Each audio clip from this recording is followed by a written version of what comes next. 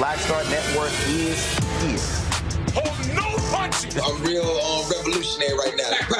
Support this man, Black media. He makes sure that our stories are told. Thank you for being the voice of Black America, Roland. Stay black. I love y'all. All momentum we have now, we have to keep this going. The video looks phenomenal. See, this difference between Black Star Network and Black-owned media and something like CNN. You can't be Black-owned media and be scared. It's time to be smart. Bring your eyeballs home.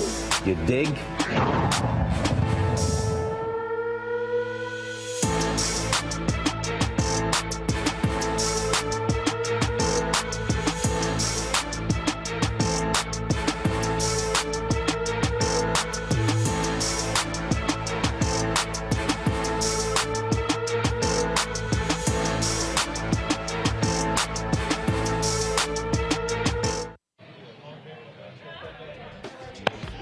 Today is Monday, December 11th, 2023, coming up on Roland Martin Unfiltered, streaming live on the Black Star Network. We are live at the Global Hope Forum here in Atlanta. Folks, we will hear from, as we're speaking, Bishop T.D. Jakes on the stage right now with John Hope Bryant, founder of Operation Hope. We're going to hear from a variety of people, including Les Brown. We'll talk to the head of the United States Census, the head of the Small Business Administration, Mayor Andre Dickens. Lots of folks we'll hear from today. Also, we'll be talking with Lieutenant Governor of Michigan. Michigan will be the first state that will allow folks exiting prisons to be automatically registered to vote. In Alabama, cops get fired and suspended for killing a black man in front of his home. We'll give you those details. Also, 3 men involved in the Alabama Riverfront brawl have also pled guilty. We'll break all of this down for you. And also, you have, what's up to all the people trying to get the Harvard mayor, Harvard president, the first black female president, Claudine Gay, fired. We'll break down that as well. It's time to bring the funk. I'm Roland Martin Unfiltered on the Black Star Network. Let's go. He's got it. Whatever the miss, he's on it. Whatever it is, he's got the scoop, the fact, the find. And when it breaks, he's right on time and it's rolling. Best believe he's knowing. Putting it down from sports to news to politics. With entertainment just for kicks, he's rolling. It's on go, roll, y'all. It's Roland Martin, yeah. Rolling with Roland now. He's funk, he's fresh, he's real, the best, you know he's Roland Martin now.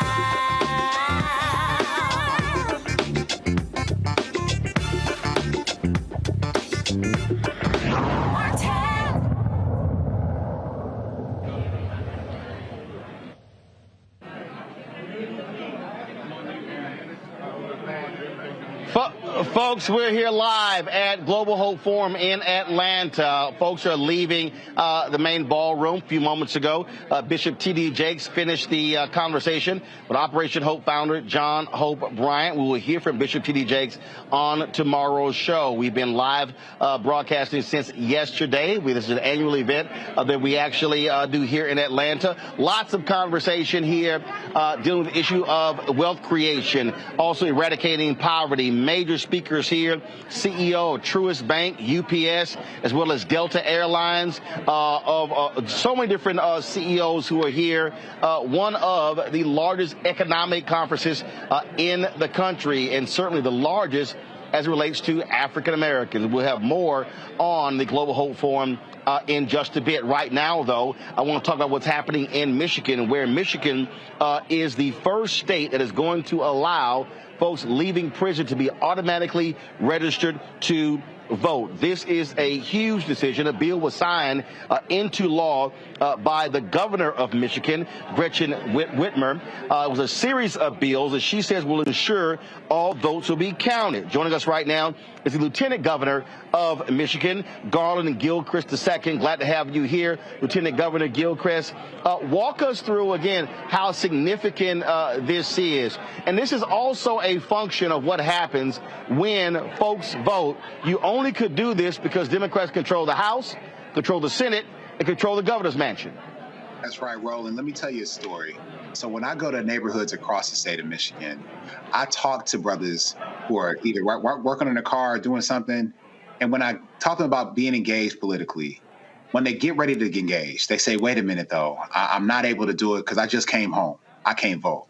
The law that Governor Whitmer signed that the Democratic trifecta, the first one we've had in 40 years, sent her, that enables no man to ever have that experience, no woman to ever have that experience, because now they will know when they come home that they are not only have the ability to vote, they are already registered to vote at the address they're going home to. This is a game changer for political empowerment and participation. And it shows that voting enables more people to be able to vote. We're proud to be the first state in the nation to do this here in the state of Michigan. And look, we've seen the battle over voting rights for quite some time. And again, this is significant. This is not, going through a signing procedure like in Virginia, restoring their right to vote. This means literally automatically doing it. They paid the price. They've done what they're supposed to do. And you're saying, no, you don't have to continue to be disenfranchised, even though you serve your time. We have dealt a big L to the voter suppressors here in the state of Michigan. And frankly, that's what we're about. Look, I'm a systems guy, Roland. I'm an engineer. I believe that people, when they are allowed to have justice, we should give them their justice and not put barriers in between us. Whether that is, automatically register to vote when you come home, whether that is automatically clearing your record of criminal offenses once you are eligible for that, not having to get money or hire a lawyer or wait. We're about making justice happen immediately for people so they can be focused on their health and their wealth and creating a better future. Also, you're going to be allowing 16 and 17-year-olds to pre-register to vote. Explain that. This is about making sure that young people understand that they can step into their power immediately and without barriers. Again, just like we want people to automatically have their rights restored once they come home, we want young people to step right into the political process without any barriers, to do so seamlessly, and they can know what it means to vote.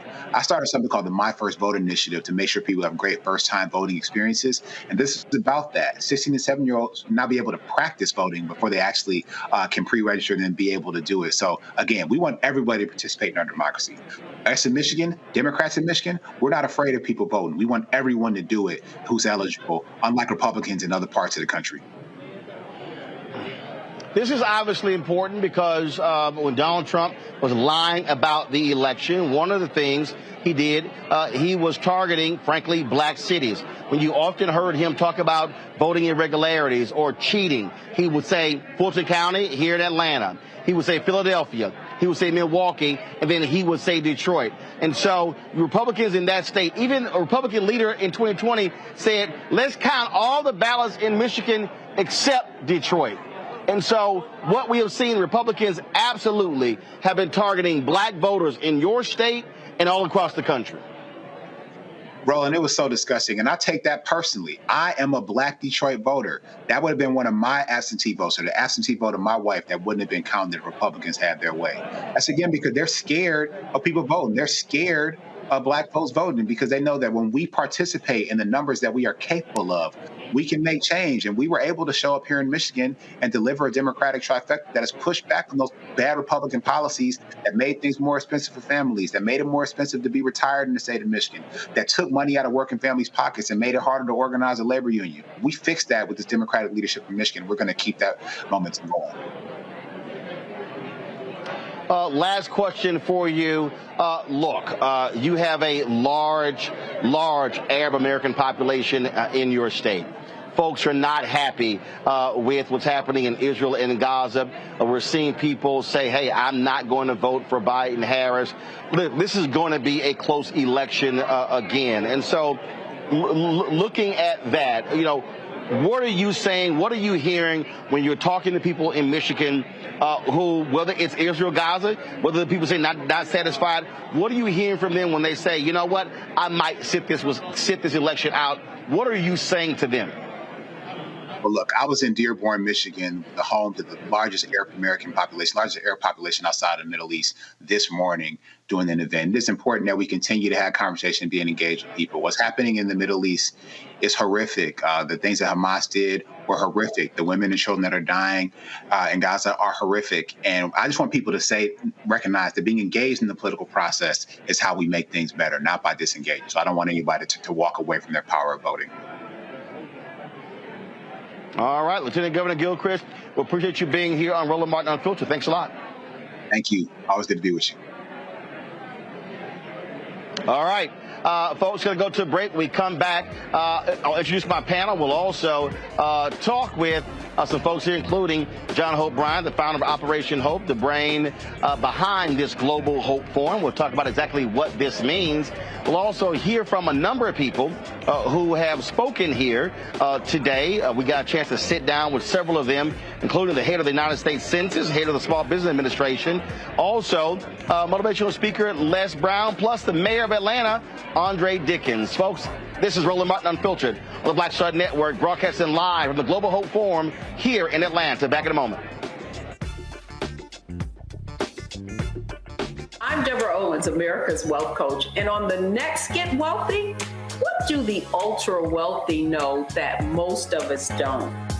Well, the truth is that there is financial exclusion. And unfortunately, far too many Black folks haven't had access to this knowledge.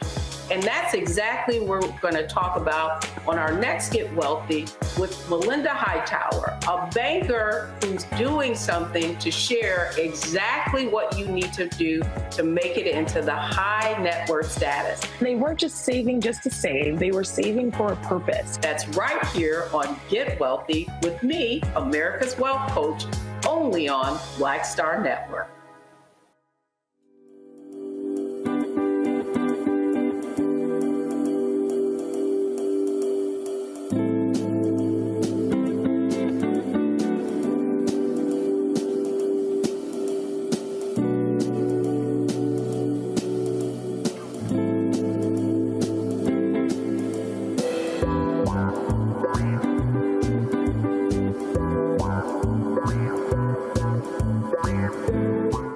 Barnes, and on the next frequency, Professor Janelle Hobson joins us to talk about hip-hop and its intersection with feminism and racial equality, plus her enlightening work with Ms. Magazine and how the great Harriet Tubman connects with women in hip-hop. So it was not hard for me to go from Harriet Tubman to hip-hop, honestly, because it is a legacy of Black women's resistance and Black women supporting our communities. That's what Harriet Tubman did. That's on the frequency on the Black Star Network.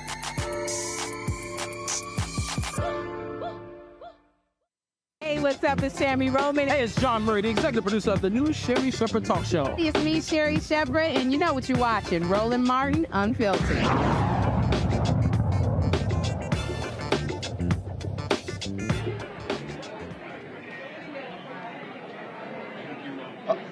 All right, folks, we're here at Global Hope Forum here in Atlanta. The last session for today just let out. Well, actually, it's going to be a dinner in about a half an hour, and so folks are here in the lobby of the ballroom. This event is being held here. This is the same ballroom where the SCLC last met with Dr. King when he actually spoke here, and so there's a connection, if you will. Between that and Ambassador Andrew Young is as he always is the co-chair of this conference, and so that's what is going on here. And so you see here the host of people who are here, but there are also thousands of people who've also registered online for the Global Hope Forum. In a moment, we hope to chat with John Hope Bryant, who is the founder of Operation Hope. So we hope to see him in a little bit. And so, but right now, I want to introduce my panel, Dr. Julianne Malveaux, economist, president emerita at Bennett College, also an author out of Washington, D.C. Dr. Amakongo Dabinga, senior professorial lecturer, School of International Service, American University. Ron Walker, founder of Context Media out of Atlanta. I want to start with you, Julianne. You heard Lieutenant Governor there, and to me, this is a perfect example of what you're supposed to do if you're Democrats and you get power. That is, you change the voting laws. They took control of the House, took control of the Senate, got a governor's mansion, and this is what you do. And so more states where Democrats in control, Maryland, and other places, Illinois, should be doing the exact same thing, expanding access to the ballot. Michigan really is doing a very good job Gretchen Whitmer and Garlin, the two of them, dynamic duo. I heard him speak when he was here in Washington for a fundraiser, and I was left away fully impressed. Unfortunately, you don't see that same kind of activism. Are they scared? In other places, Maryland would be a notable example, right next door. But restoring felons, former felons, reform felons, their voting rights right after they leave. No hoops to jump through, no nothing. You're now a citizen. You paid your debt to society. Vote. And it's really important that you mentioned the Orange Man and his targeting of areas that are heavily Black, calling out Detroit by name, Atlanta by name, Philly by name. He's confirming everything we ever thought about him in terms of the ways that he believes or feels about Black people and Black voters. And from that perspective, we know that we must be vigilant to ensure that that man is not reelected. And what that means is that I am so angry. I woke up this morning livid that the president of Penn resigned over the interpretation of anti-Semitic comments. Intifada means resistance. Intifada means resistance. It doesn't mean kill all the Jews. But she was goaded out primarily because the college president's number one job, of course, is fundraising, and she lost a big donor. So I woke up like livid, and what made me even more livid is these young people who say they won't vote for Biden, but they'll vote for Trump. I mean, come on, y'all. Have you lost your whole minds? What do you think you're going to get from Trump? You don't get Biden doesn't get A+. But here's the deal.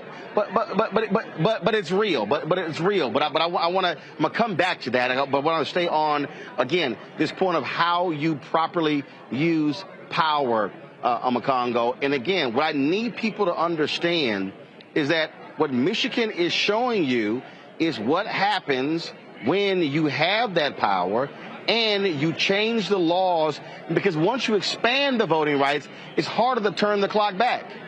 That's right.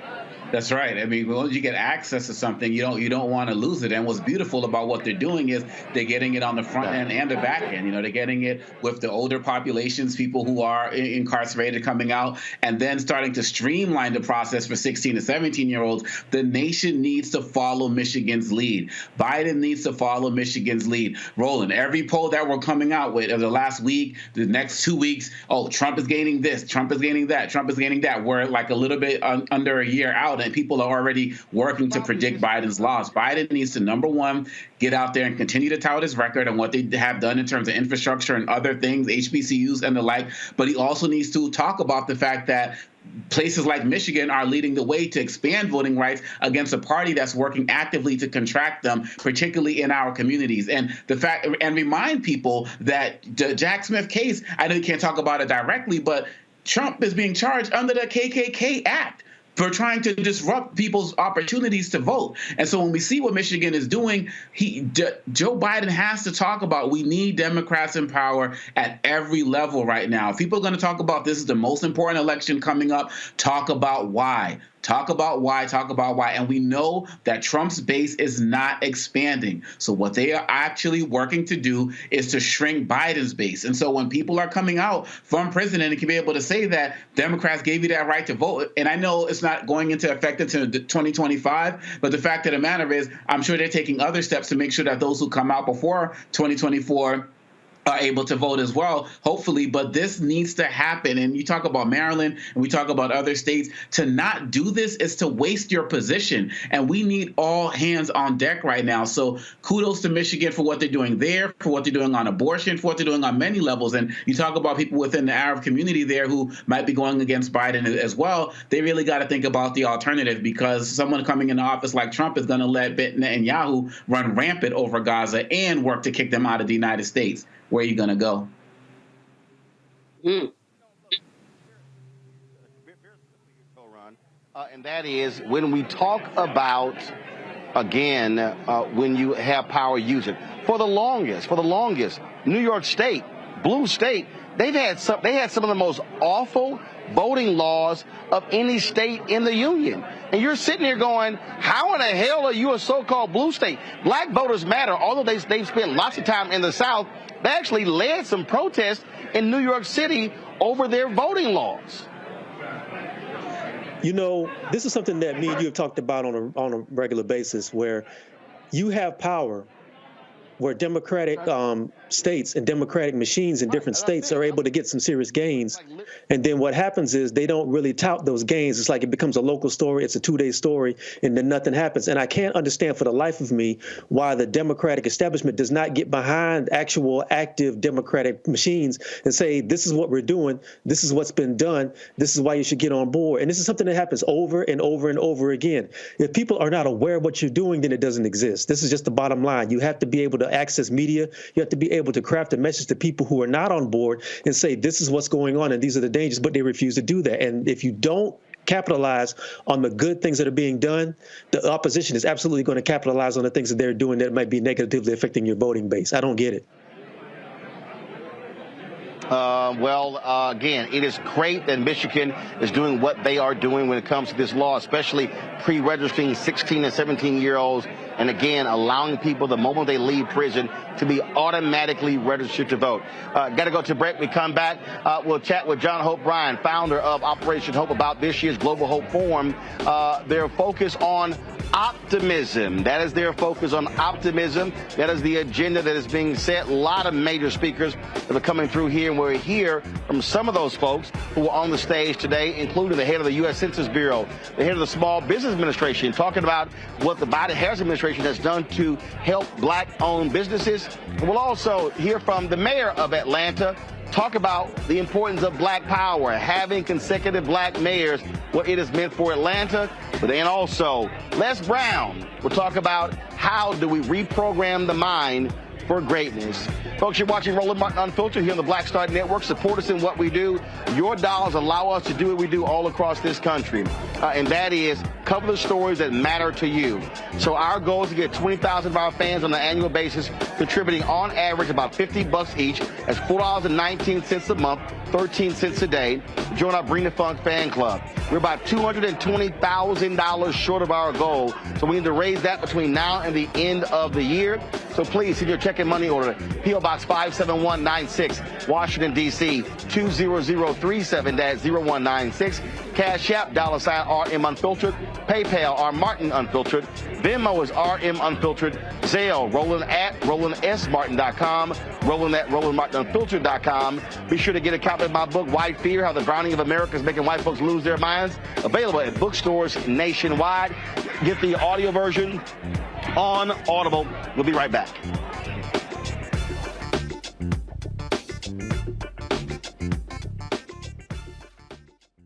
Next on The Black Table with me, Greg Carr, we featured the brand new work of Professor Angie Porter, which, simply put, is a revolutionary reframing of the African experience in this country. It's the one legal article everyone, and I mean everyone, should read.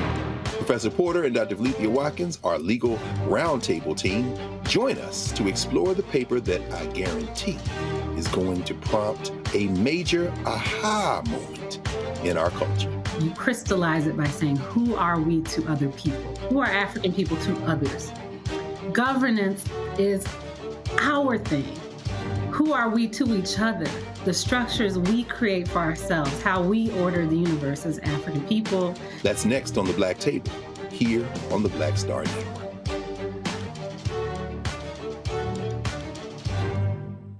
Grow your business or career with Grow with Google's wide range of online courses, digital training, and tools. Gain in-demand job skills with flexible online training programs designed to put you on the fast track to jobs in high-growth fields. No experience is necessary. Learn at your own pace. Complete the online certificate program on your own terms. Stand out to employers, get on a path to in-demand jobs, and connect with top employers who are currently hiring. Take one professional career certificate program or all 6. Earn a Google Career Certificate to prepare for a job in a high-growth field like data analytics, project management, UX design, cybersecurity, and more. All professional career certificate programs must be completed by 2024. Scan the QR code to complete the application. There are 1,000 scholarships available. Grow with Google and J. Hood and Associates. Be job ready and qualify for in-demand jobs. what's up? Geek Tony in the place to be. Got Cake Touch your Mama's University, creator and executive producer of Fat Tuesdays, an air hip-hop comedy. But right now, I'm rolling with Roland Martin, unfiltered, uncut, unplugged, and undamn believable. You hear me?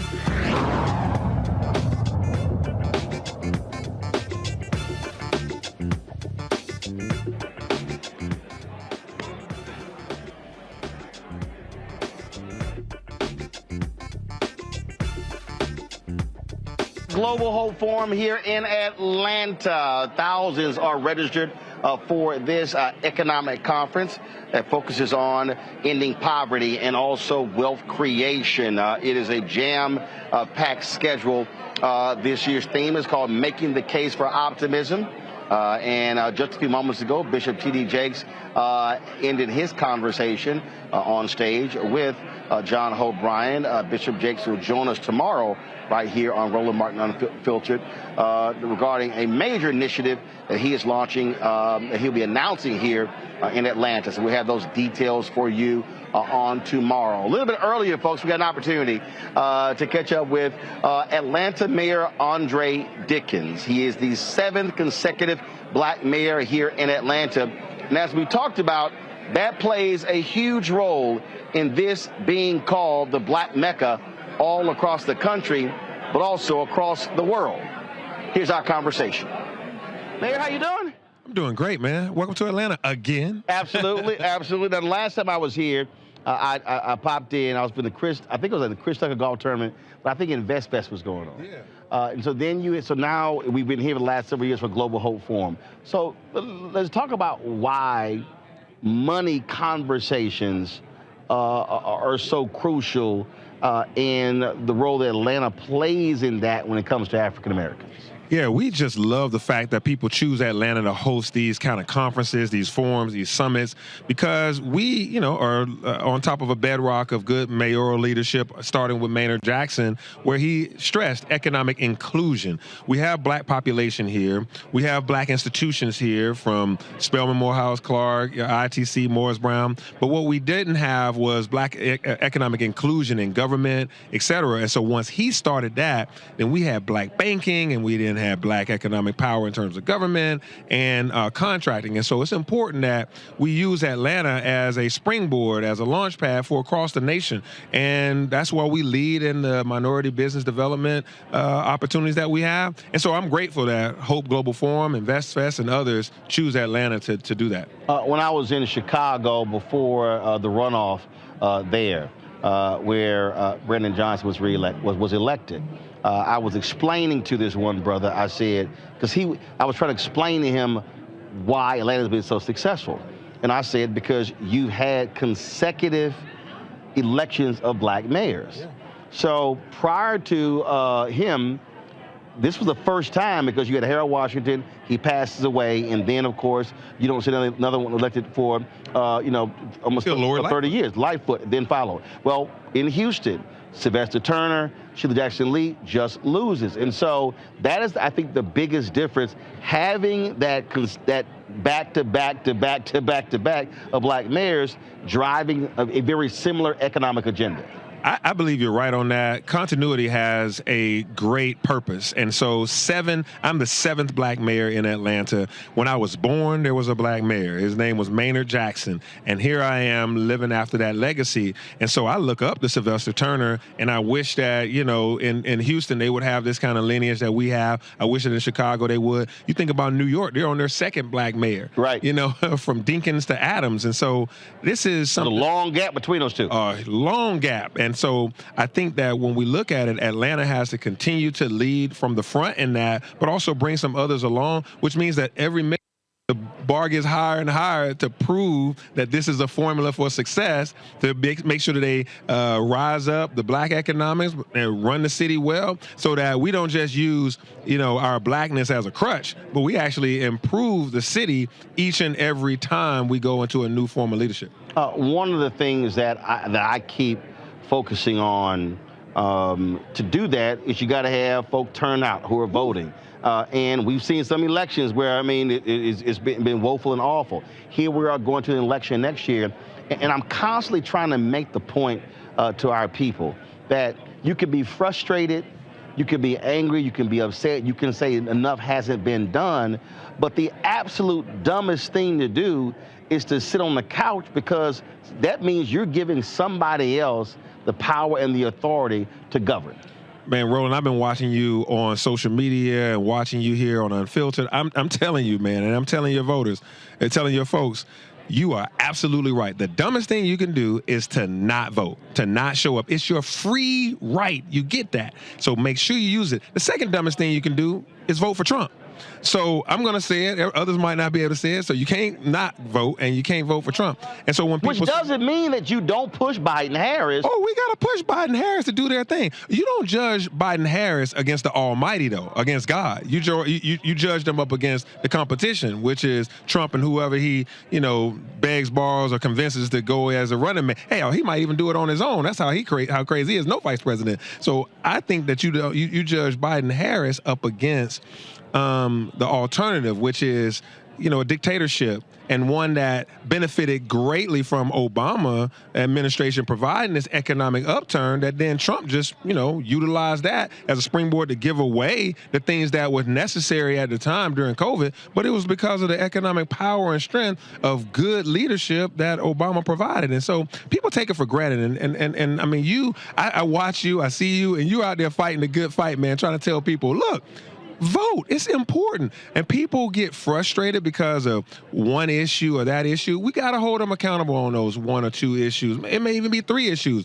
But do not think for a second that if you give this ball back to Trump, that he will be more emboldened, more empowered, right? And the people that are underneath him, his minions, will make us, be penalized for it. Well, I had a huge argument, and I've literally said you got to do hand-to-hand combat even on social media. Yeah. And I had a brother who was telling me that it was performative, these 50 black federal judges, and I said, do you understand the power of federal judges? I said, do you understand?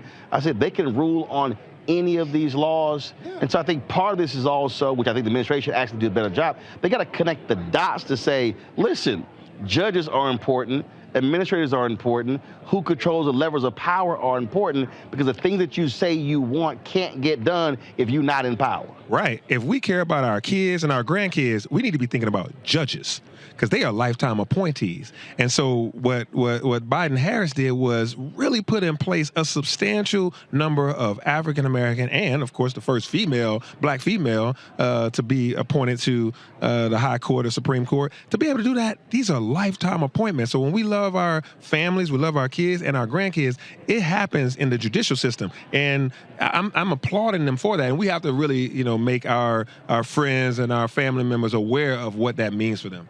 You here in Georgia, and it was all this talk, black men were not going to vote for Stacey Abrams. When the data was then looked at, that was an absolute lie. Yeah. You're seeing these polling showing, 20% of black people for Trump. We saw what happened in the last election, and I'm seeing a lot of this conversation amongst these brothers. What I'm saying to them is, you can't only be saying, well, my pockets were full during Trump, without understanding how your pockets got full. That was a Democratic House that passed stimulus bills. Right. That was a Democratic House that passed the First Step Act. So this idea that Trump made all these things happen is crazy. But I keep saying, you might say, there's one thing I really like Trump, or I love the strength. I'm like, but it's a whole host of stuff over here that's going to be detrimental to you, your mama, and your daddy, and your brothers and sisters. And I'm like, but go ahead and F around. Y'all about to find out. Yeah. And I'm like, this thing is real. What they are planning to do, if he gets back in, right, and they control the House and the Senate, will be disastrous for our community. Absolutely. You can even just see how many copycats he's got. DeSantis is a carbon copy of the worst form of Donald Trump, and he's running against Donald Trump. And so you look at how many minions he's created across the country in those 4 years. Think about how empowered he would be in the Senate and in the House. And was it not for the Obama administration and that Democratic-led Congress, we wouldn't have been able to have the resources that we have now, or we had, to be able to, do all those incentives that we have. And let's not forget, these things like the reduction of insulin costs, that affects us. Yes. And Trump a week ago or maybe 2 weeks ago said that he was thinking about undoing some of the Medicaid expansion stuff that we have. Do you know how many people in Georgia, how many black people? Come on, how many black people need that Medicaid? And he would just take it away? So this is important stuff. And so, you know, you have to sometimes think about the absence of what you have. It can get worse. And so, you know, I talked to, Madam Vice President. Madam Vice President says, she's going to be on the campaign trail. She's going to make sure her voice is heard. We're going to be talking right to our communities. I talked to Mr. President. He said we're coming out hard to make sure that we get this vote back out. And so for us, we got to encourage people to stay in the game, keep their head in the game, and go out there and vote once again. And as I say, make demands, vote, but don't leave when the election is over. Then you got to press to make sure the things that you demanded actually happen. That's right. That's how it works. Hey, y'all do it to me every day up here in the city of Atlanta. I can't go to the grocery store without, hey, I hear it. That's how it is, though. Yep. In the mayoral seat, you talk to people. Or you over here just waiting to, talking, hanging out with your friends at a restaurant. Folks gonna say, hey, Mayor, I like what you're doing, but can I get a... Let me holler at you. Let me holler at you. Man, I appreciate it. Always good to see you. Always good to see you, All right, too. and again, and to Scott Bolden, who's watching, I told you, Scott, every now and then I'll allow Kappas on my show. Scott says I have too many alphas on. I said, well, we run a lot of stuff. My bad. Oh, man, that sounds like a sneaky way of saying whatever you said to say congratulations to the News for being on your show. No, I'm just saying. I just sort of point that thing out. I love everybody, man. I appreciate it. All right, man.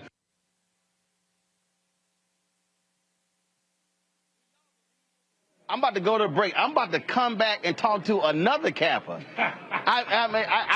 You know what? I think this is a Lord have mercy week for me to have back-to-back Kappas on my show. That ain't never happened.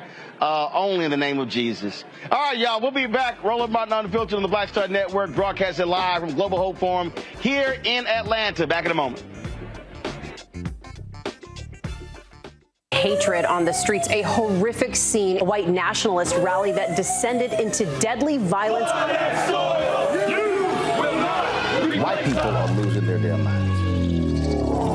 As an angry pro-Trump mob storms the U.S. Capitol, we've seen shooting. We're about to see the rise of what I call white minority resistance. We have seen white folks in this country who simply cannot tolerate black folks voting. I think what we're seeing is the inevitable result of violent denial. This is part of American history. Every time that people of color have made progress, whether real or symbolic, there has been what Carol Anderson at Emory University calls white rage as a backlash. This is the rise of the Proud Boys and the Boogaloo Boys. America, there's going to be more of this. Here's all the Proud Boys, guys. This country is getting increasingly racist in its behaviors and its attitudes because of the fear of white people. The fear that they're taking our jobs, they're taking our resources, they're taking our women. This is white fear.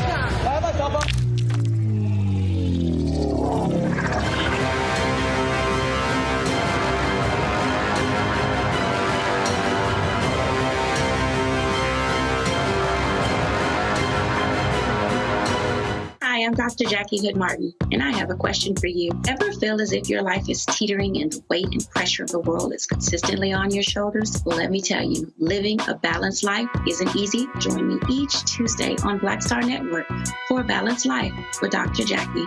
We'll laugh together, cry together, pull ourselves together, and cheer each other on. So join me for new shows each Tuesday on Black Star Network, A Balanced Life with Dr. Jackie.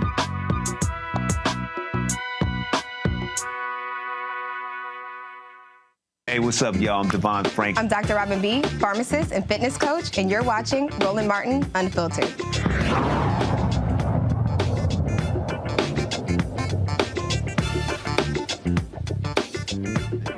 All right, come back from break. Bring it up. All right, folks, welcome back to Global Hope Forum. I'm Roland Martin. Glad to be with you. Joining us right now, he leads New Birth Missionary Baptist Church. Again, I am Scott Bolden. You will be so happy for me to have another Kappa on the show, Pastor Jamal Bryant. What's up, Doc? How you doing? Man, it's good. Welcome to Kappa Land. No, we know that's a lie. Oh, for those who are living. For those who are living. I mean, everybody knows. Everybody knows. Alpha put the A in Atlanta. I concede immediately. Yeah, precisely. I concede immediately. Right there. You should have started with no mas. I don't know what I was thinking. No, I'm there. I had, welcome to Switzerland. I had a CTE moment. I don't know what. I know you done lost your mind. Let me go on record before we talk about anything. I'm humbling myself in the Christmas spirit. Say Roland Martin is clean. Roland Martin is clean. We've been in this fight for 10 years, starting at the Essence Festival. Let me say, at Global Forum 2023, Roland Martin is clean. Just so y'all know, the white outfit I had on at the Color Purple premiere, yes, I've had for about 3 months. And I told Jamal, I said, Jamal, I said, when I wear that, I said, I ain't telling you. I said, I ain't telling you the color. I said, but when I drop this outfit. Let me tell you how much God loves me. I was supposed to be there. My flight was late coming in from Ghana. I missed the connecting flight. The next day, I saw all of these posts. I said, I'd have been dead on the red carpet. They went in on the carpet from my blood, so I conceded. But nonetheless, I'm glad to be with you. But you just got back, sir. So I take it you brought some fabric back? Oh, listen. In case you all don't, there's going to be a special premiere week on Roland Martin Unfiltered. Kwanzaa. I am a self-invited guest. If he does not put me on the show, check his feed. But for 7 days straight, I will be on Roland Martin saying Kujichagulia. I'm saying Umoja, Imani. Every day, I'm giving you the word of the day for Kwanzaa.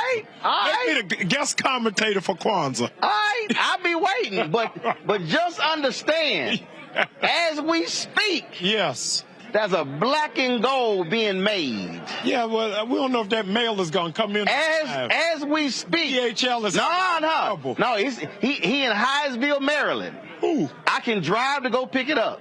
I ordered the fabric from Ghana. It was shipped to me, and I took it to my... See, I got 2 African tailors. Y'all got to forgive us. We haven't caught up in a while. I got a tailor in Accra. And I got an African tailor in Maryland. We're the Global Hope Forum on the case for optimism. Y'all got to forgive us. I got lots of...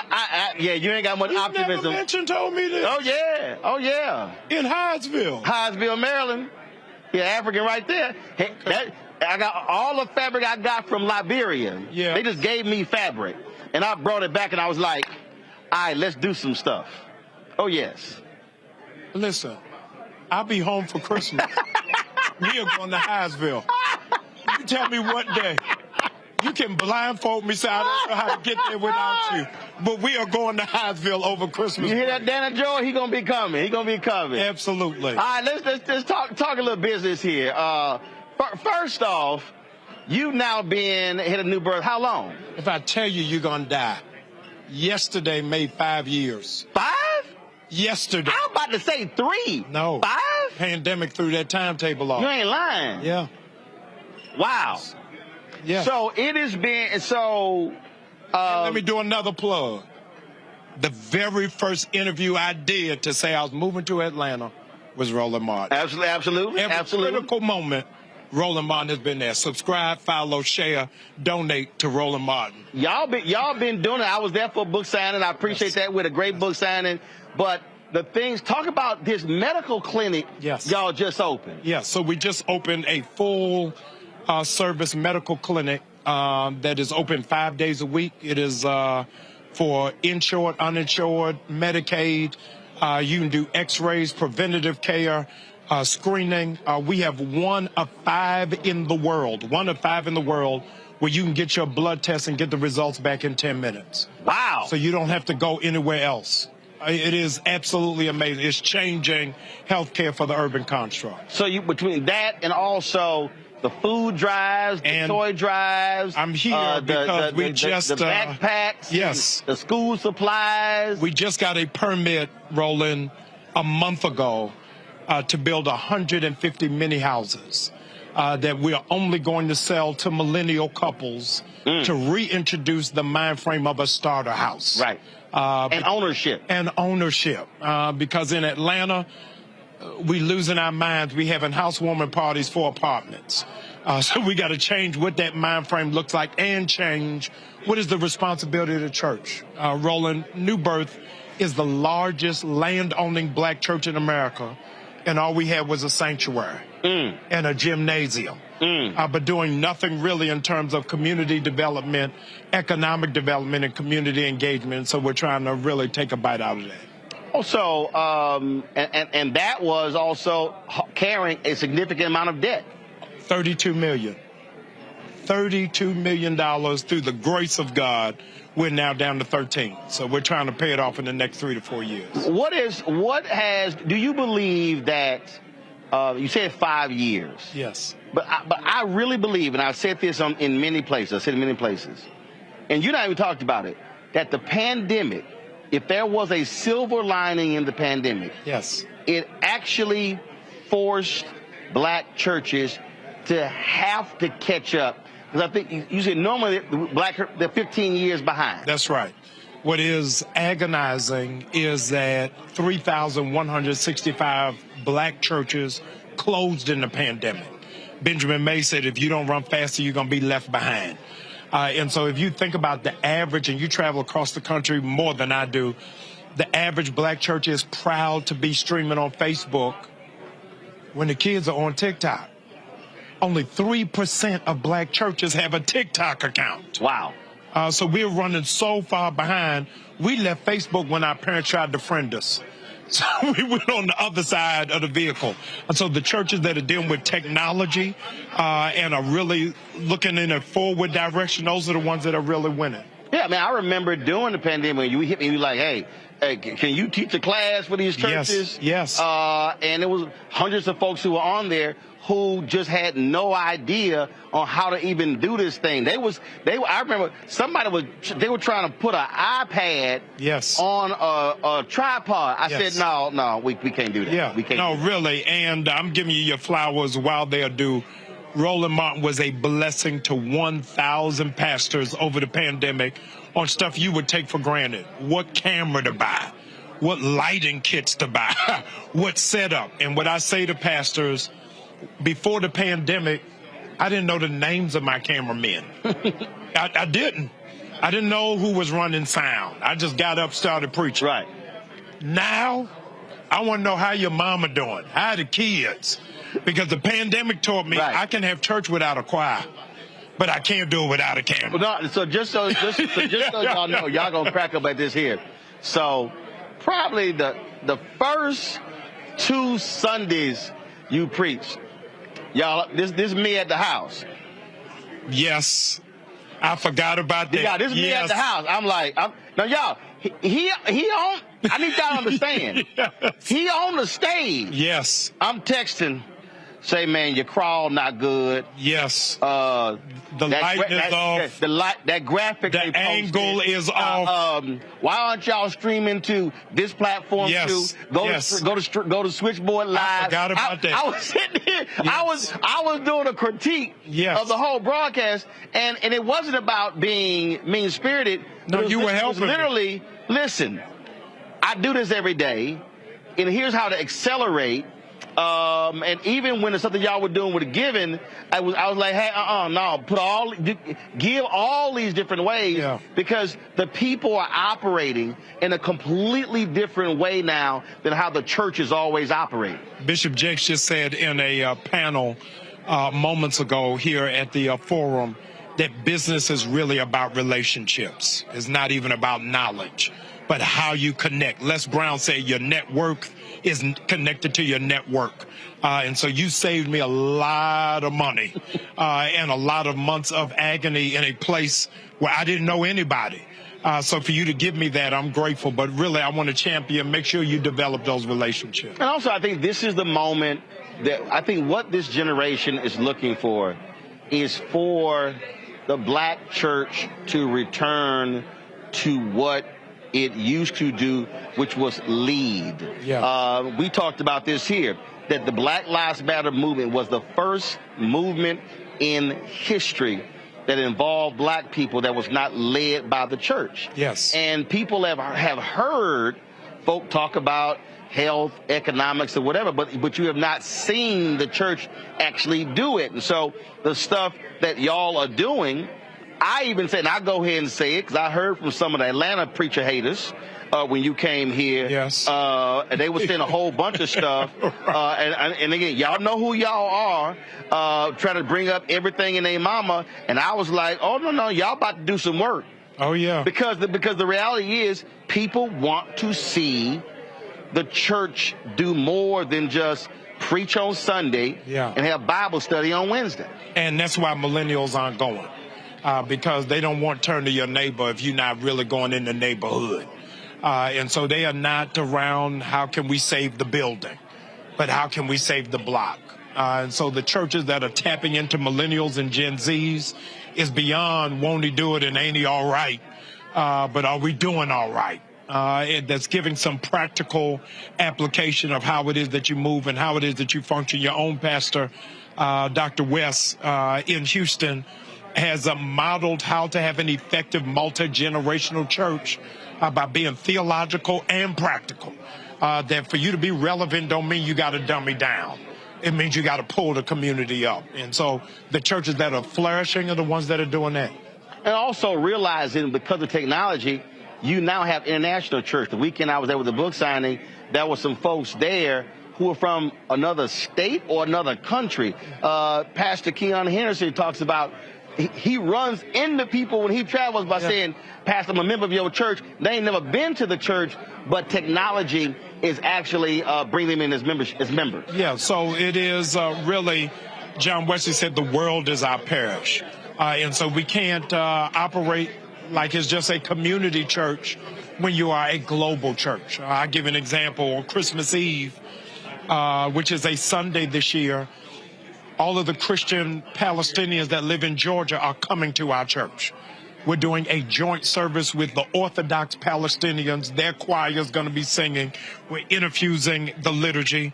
And then after service, we're going outside to do a moment of silence for the 17,000 that have been killed. That's how you have a local church with a global understanding and global grasp of what's taking place. All right, then. Well, looking forward to that. And one of your team members have been hitting me. He wants to get your church service on the Black Star Network. We have to. We have to. So I got the email. Yes. I've been a little bit busy. Yes. And so we're gonna figure out how we coordinate that. I want to say live. If you can help us, we want to go live starting on New Year's Eve. Oh, yeah, we can do that. Expedite my paperwork. All right, we can do that. Thank you, sir. I Happy New appreciate Year. it, I'll see y'all Kwanzaa. 7 days I'm looking for of agony for Roland Martin. I just got 2 words. Bring it. I appreciate it. Thanks so much. All right, folks, got to go to a break. We'll be right back. Roland Martin Unfiltered right here in the Black Star Network.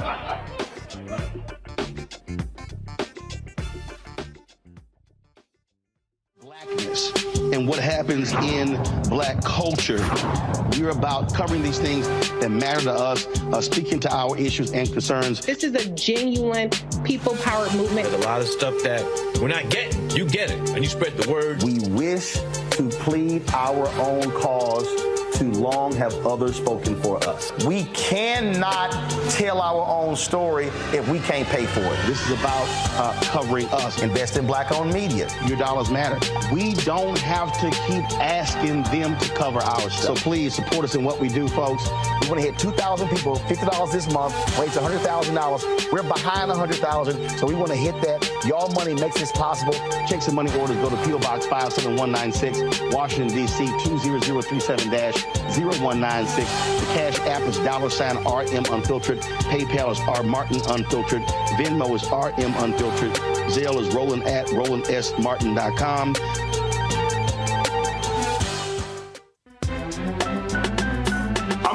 Rocky Muhammad, live from LA. And this is The Culture. The Culture is a two-way conversation. You and me. We talk about the stories, politics, the good, the bad, and the downright ugly. So join our community every day at 3 p.m. Eastern and let your voice be heard. Hey, we're all in this together. So let's talk about it and see what kind of trouble we can get into. It's The Culture, weekdays at 3, only on the Black Star Network.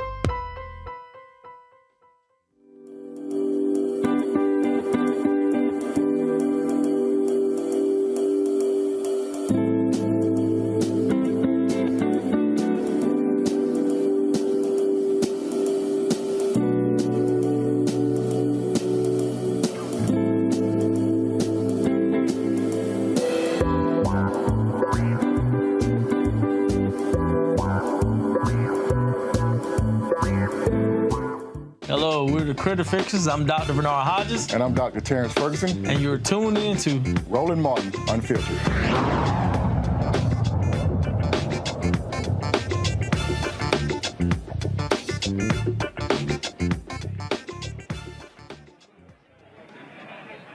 Folks, let's go to Alabama, where a mayor there has fired 3 officers and suspended another involved in the shooting death of a black man. Decatur Mayor Tab Bowling did not release the names of the officers, but said they will have the option to appeal his decision of termination.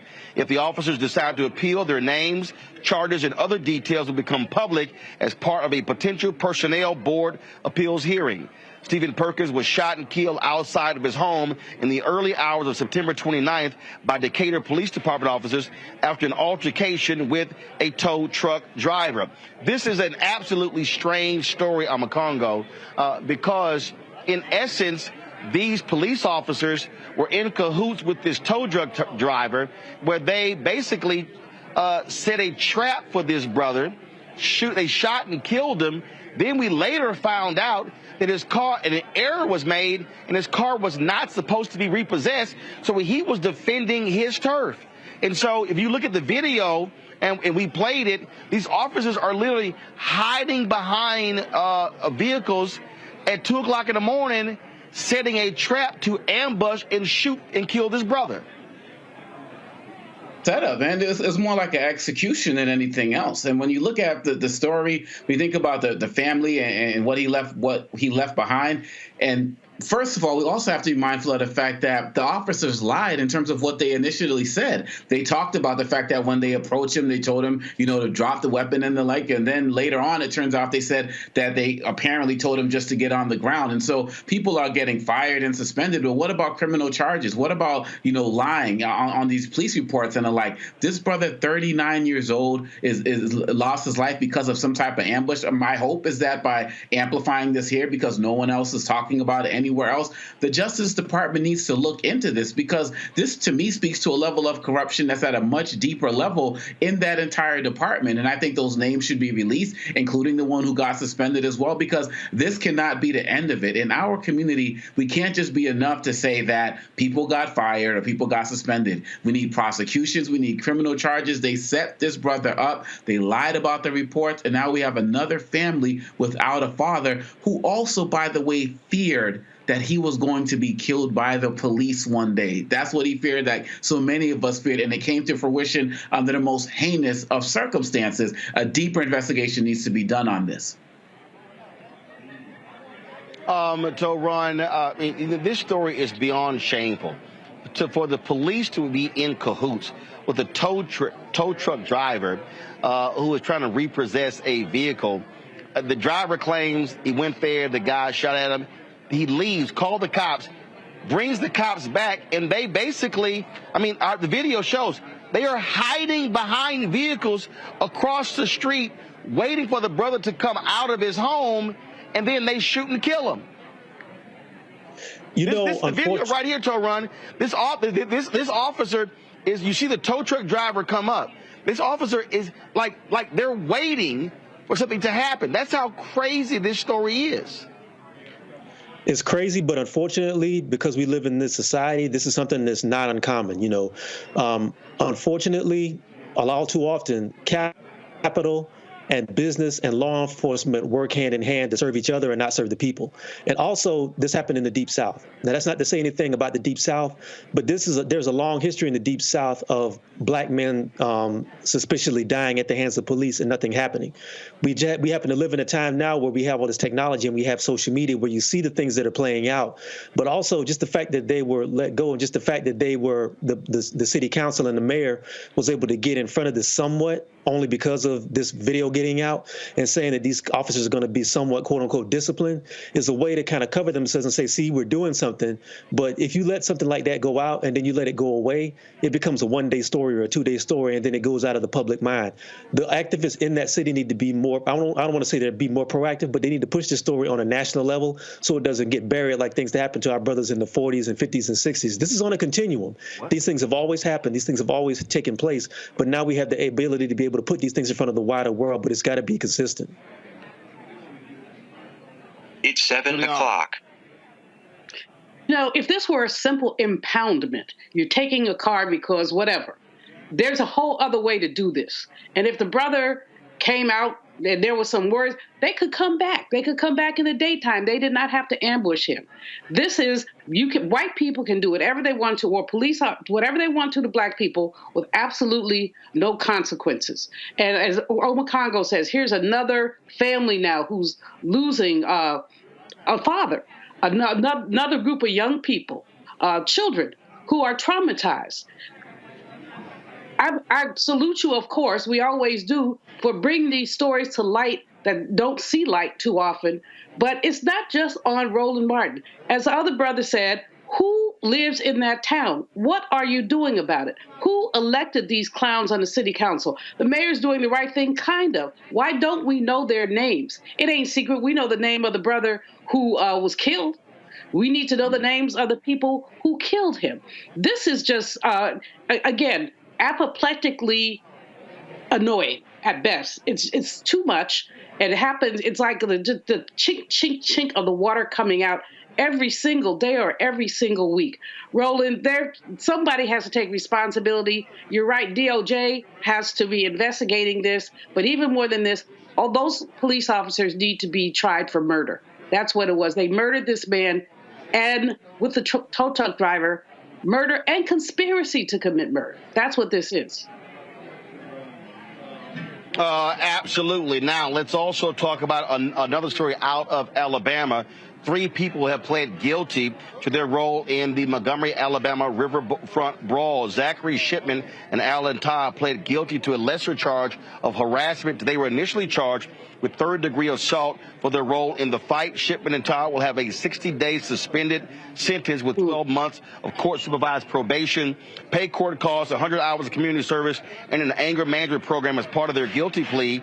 Reggie Bernard Ray, the man who used the folding chair as a weapon, pled guilty to disorderly conduct but managed to avoid jail time. He received a 90-day suspended jail sentence and has been ordered to perform 50 hours of community service and pay $357 in court costs. The charges against co-captain Damian Pickett have been dismissed. That tow run is certainly good news. There was no reason in the world for that brother, the co-captain, to be charged in this case when he was simply defending himself.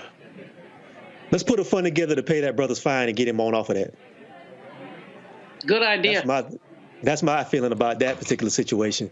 And I'm actually surprised that anything happened to the guys who instigated this fight. I mean, you know, the way this was portrayed, it was going to be a situation where, thankfully, again, this is the power of media and this is the power of social media.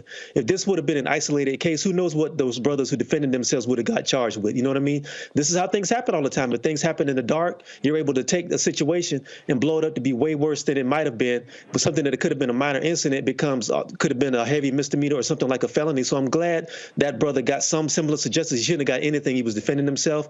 And I'm glad the rest of those guys are going to have to pay the price for instigating the fight. So I'm glad. I wish those guys had to spend some jail time. I mean, to just have a suspended sentence to me is insufficient. Nothing is preventing them from resting in their caucasity. They're probably sitting someplace bragging about what they did. They're getting a slap on the wrist. Look at that. He jumps this black man. He jumps him. He punches him. If a black man did that to a white man, he'd be serving time. So these white punks, because that's what they are, need to be, and look at that one. I mean, need to be serving time. They just piled up on this brother, and you can see all of them. So that only 3 of them pled guilty, and the little heifer in the blue. I mean, they all need to spend some jail time. If it's only a week, just to send a message, you just do not run around punching on people. So, yeah, they got suspended sentences. There's probably some plea bargain. I simply don't think it's enough. All right, folks. Hold tight 1 second. When we come back from this break, we'll chat with John Hope Bryant, the founder of Operation Hope, about this year's Global Hope Forum, what they hope to achieve as a result. You're watching Roland Martin Unfiltered here on the Black Star Network. Don't forget, if you're watching on YouTube, hit that like button, folks. Love for you to hit that. That impacts the algorithm, of course. We also want you to download the Black Star Network app. We're available on Apple phone, Android phone, Apple TV, Android TV, Roku, Amazon Fire TV, Xbox One, Samsung Smart TV. You can also, of course, watch us on Amazon News. Go to the Amazon Fire platform.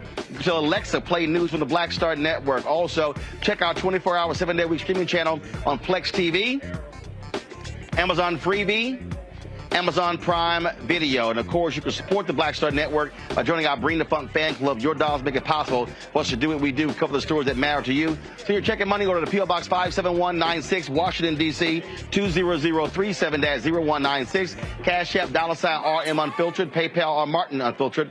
Venmo is RM Unfiltered. Zelle, Roland at RolandSMartin.com, Roland at RolandMartinUnfiltered.com. And be sure to get a copy of my book, White Fear, How the Browning of Americans Making White Folks Lose Their Minds. Available at bookstores nationwide. Download the audio version. I read it right there on Audible. We'll be right back.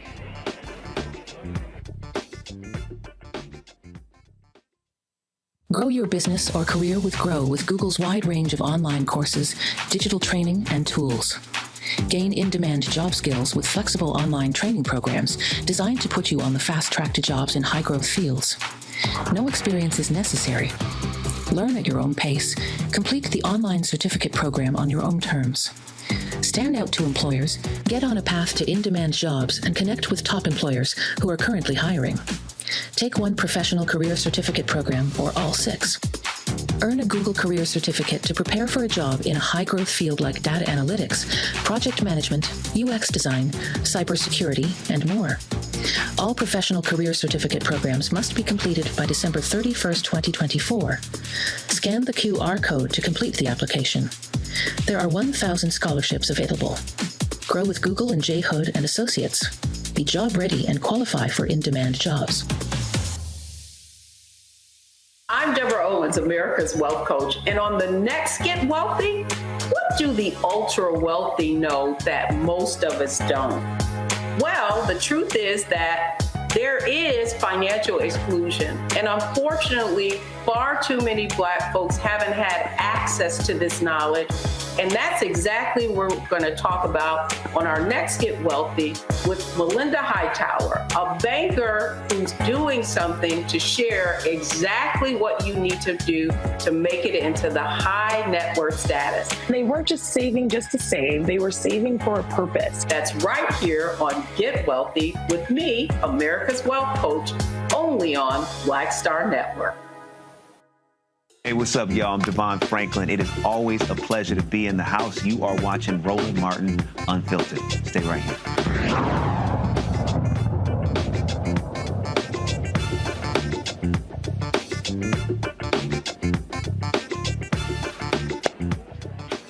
Folks, welcome back to Roland Martin Unfiltered here in the Black Star Network. We are here again this year at Operation Hope's Global Hope Forum. As you see, there's still folks who are here. It was jam-packed earlier today. Session let out shortly, just as we went on the air. Bishop T.D. Jakes was on stage in a one-on-one conversation with John Hope Bryant. But it's not just people who are actually here physically. There are 1,000 people who are actually registered online who've been watching on our network, watching on their platform as well. And so joining us right now is the founder of Operation Hope, John Hope Bryant. John, what's happening? Honored to be with you, my man. Likewise. Thanks for being here, representing Black America. Well, you know, we try. We try. For the folks who don't know, all right, so what exactly is Global Hope Forum? It is an annual report card first and foremost, on us. Every nonprofit is owned by the public. People don't know this. People believe that people who found nonprofits sometimes believe that they own it. You don't. It is a public institution. It's literally like going public. So a corporation, as you know, will file with the SEC and issue public shares to go public on NASDAQ or on New York Stock Exchange.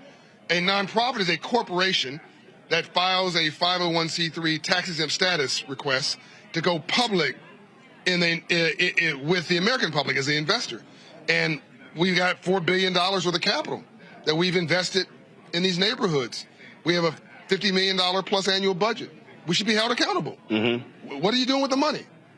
We have a 4-star Charity Navigator rating, which means that 87 cents of every dollar that comes in goes to help poor people change their life. So this all starts in 100% transparency rating, financial transparency rating on our money. And I think that the first thing we need to do, Roland, was to let the public decide whether we are a good steward of all these resources. Then it sort of evolved to, okay, now you got these partners showing up giving report outs. Well, this is a great opportunity for people I know and people I don't know to come in and meet some of these partners to build relationship capital. Because as you know, if you hang around 9 broke people, you'll be the 10th. So we got to stop having poor people talking to poor people and rich people talking to rich people. Let's have some consensual circles and have folks have billionaires next to multimillionaires, next to thousandaires, next to somebody trying to buy some air, and build relationship capital and cut some deals. That's what's happened. It's just sort of been happening organically, and it's grown from a few hundred people to a couple thousand to now we've maxed out the hotel. I mean, I'd like to not move, but we're at 5,300 people, and then, of course, countless online. And thanks to you and others, there'll be millions who watch it over a week online, probably 4 or 5 million people. Of course, it was 4 million last year, thanks to you. By the way, Roland is the only urban credentialed in-place media. We have CNBC, we've got iHeart, we have Bloomberg, we've got LinkedIn. I'm probably missing somebody, but Roland is the establishment. But guys told me, so one lady, she came over here joking, she said, you know, I wanted this space, but everybody's like, no, you can't have that space. Right. They like, no, that's Roland's space. Right. She said, she came over, she like, so she said, I need to see who this Roland dude is. So everybody told me I couldn't have that space. Right. And so we sort of grown a little bit, and the thing, the reason why, one, it's important, I think, what you just said, is that I've always had a problem with black-owned media operating, thinking second-class or inferior. That's right. And what always has bothered, I mean, it always bothered me when I would go to places and I would see mainstream media, then I would see black-owned media sort of with this woe is me, and my whole deal is like, no, damn that. That's right. I mean, my philosophy is always the same. If I go to a black event, we need to be sent right there Absolutely. With everybody else. Absolutely. Doing what we do, and that's just always been just the mindset that I've always had and believed in. And then when guests come sit here, they're like, oh, no, it's well done. Like, your team is professional. Your equipment is first class. You own the equipment. Let me say that. You own your network. You own the masters. I mean, Roland is like Michael Jackson or Prince or your favorite recording artist that owns their masters. Every time he does a show, he owns the content. Somebody was doing a documentary on something. They hit me up and said, "Hey, can we license that?" That's right. Yes, you can. That's right. Here's the invoice. Yeah. So we feel a responsibility to walk our talk, and to have Roland here says more about us than him. He's walking his mission, but are we? And again, it's a public audit, so you cannot have all the mainstream media and not have the minority media here in a prominent place. Number 2, we're going to give Roland an award here this year. We're going to do awards next year for other media leaders. But we're going to give Roland the first media award tomorrow because he pioneered our involvement in social media. Now, all these other folks, I was just hit up by a producer from one of the networks, and they're always very helpful and they're very thoughtful, and I appreciate that. But Roland has gone beyond the Call of Duty. Roland will curse you out. In love. I remember, I think it was 2012.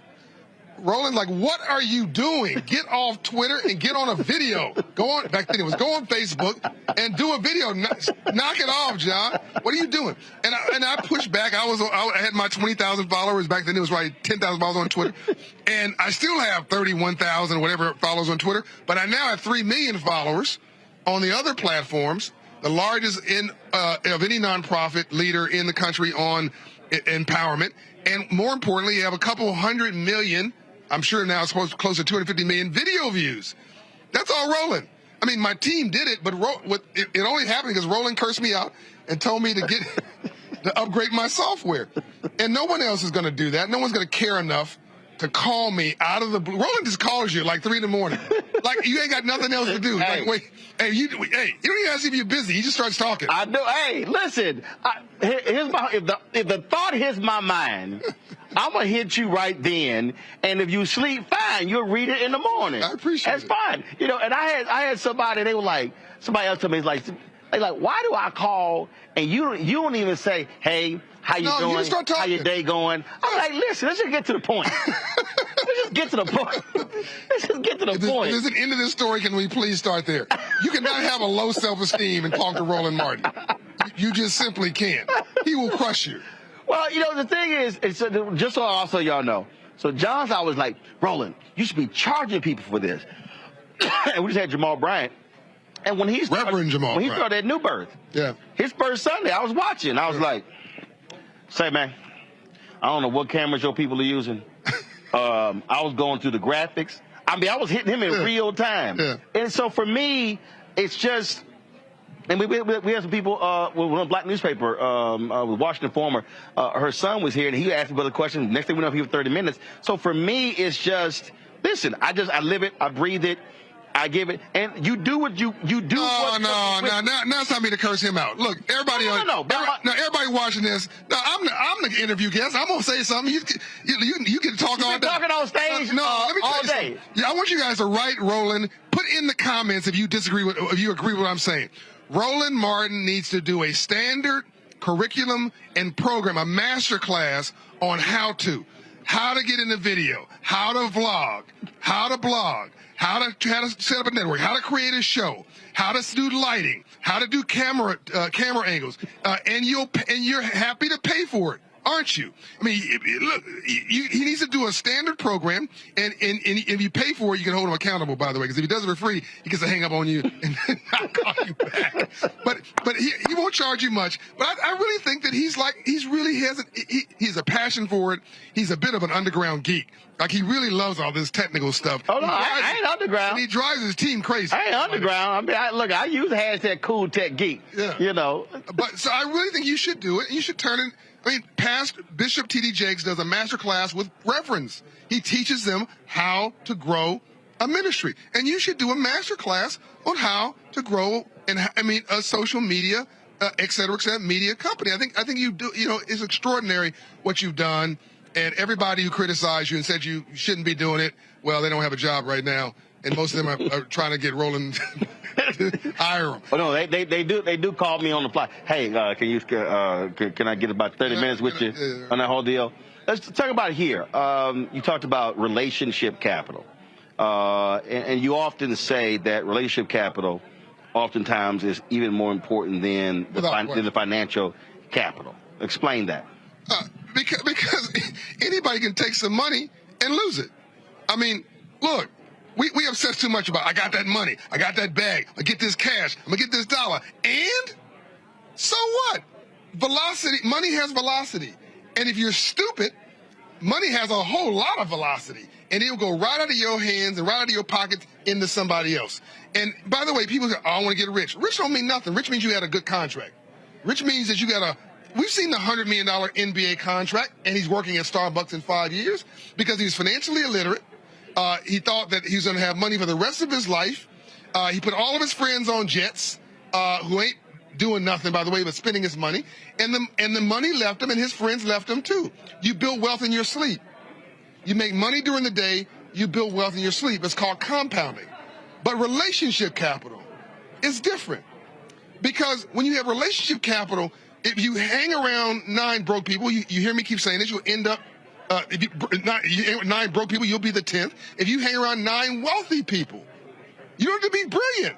You'll end up being the 10th. They'll take you with them. Roland, what is a country club membership? It's a relationship capital circle. What is a sorority or fraternity? What is being a member of the Lynx? What is being a member of the Harvard Club or whatever it is? It's an opportunity to coalesce people with similar values, get to know them, and hopefully you also end up doing something meaningful together. They call you. You now have rapport. We over-index in our community transactions, short-termism, money, getting paid. These things will go, they're commodities, and they'll go like this. And they do go like this. 70% of all those who win the lottery, bankrupt in 5 years. 70% of those in the NFL, bankrupt in 5 years. 70% of those, this number is crazy, of those in the NBA, bankrupt after retirement, 5 years. Don't trust me, look at the numbers. It's actually worse than what I'm saying. I'm actually being kind. Because we overemphasize things that are not important. And we don't pay any attention to things that are absolutely transformational. I tell people here, don't come here, don't ask anybody for it. Don't beg. Don't get to know somebody. Right. Stop jamming your business card down somebody's throat. Stop thinking about what you have to get and figure out what you have to give. Get to know somebody. Meet them as a human being. Send them a note a note after this is over. Hey, nice to meet you. Build some warmth. Treat them as you'd want to be treated. Right. Then over time they'll say to you, because these are type A personalities. They're wired this way. They can't help it. At some point they'll say, so what are you doing? Right. What can I, and at some point, give them a chance. At some point, it may take 6 years. It'll probably take more than 6 months. What can I do to help you? I had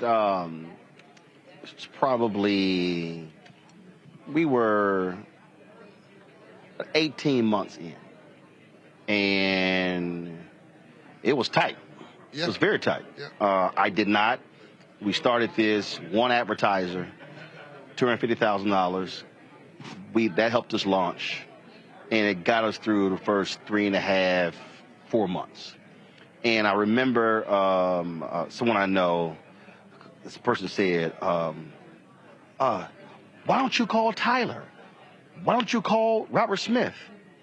And I said, no.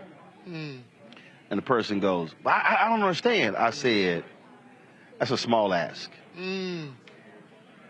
And this person could not understand why I would not reach out to African Americans I know with means. First of all, everybody else is wearing them out. Let's start there.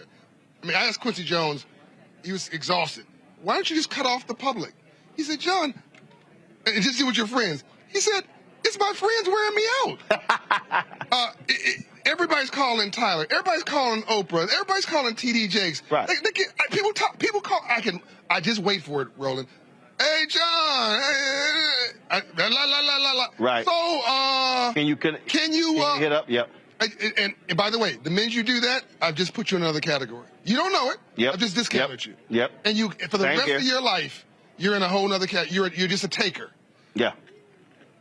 People want to help, but they also want to feel like a human being. But see, for me, the help, I was trying to explain to this person, the help for me was the information that we shared. That's right. That for me was more, and this person could not just understand. I said, no, I'm going to figure out how to deal with this financial situation. That's right, which is short term. Precisely. My focus, and I literally said, no, I'm trying to build a long-term relationship. And the person... Win-win. Win-win relationship. I mentioned the issue that I was going through. Yeah. But in that person's mind, also wanted them to understand, I'm not asking you. That's right. And so what I've said to people, somebody remembers that 5, 10 years down the road.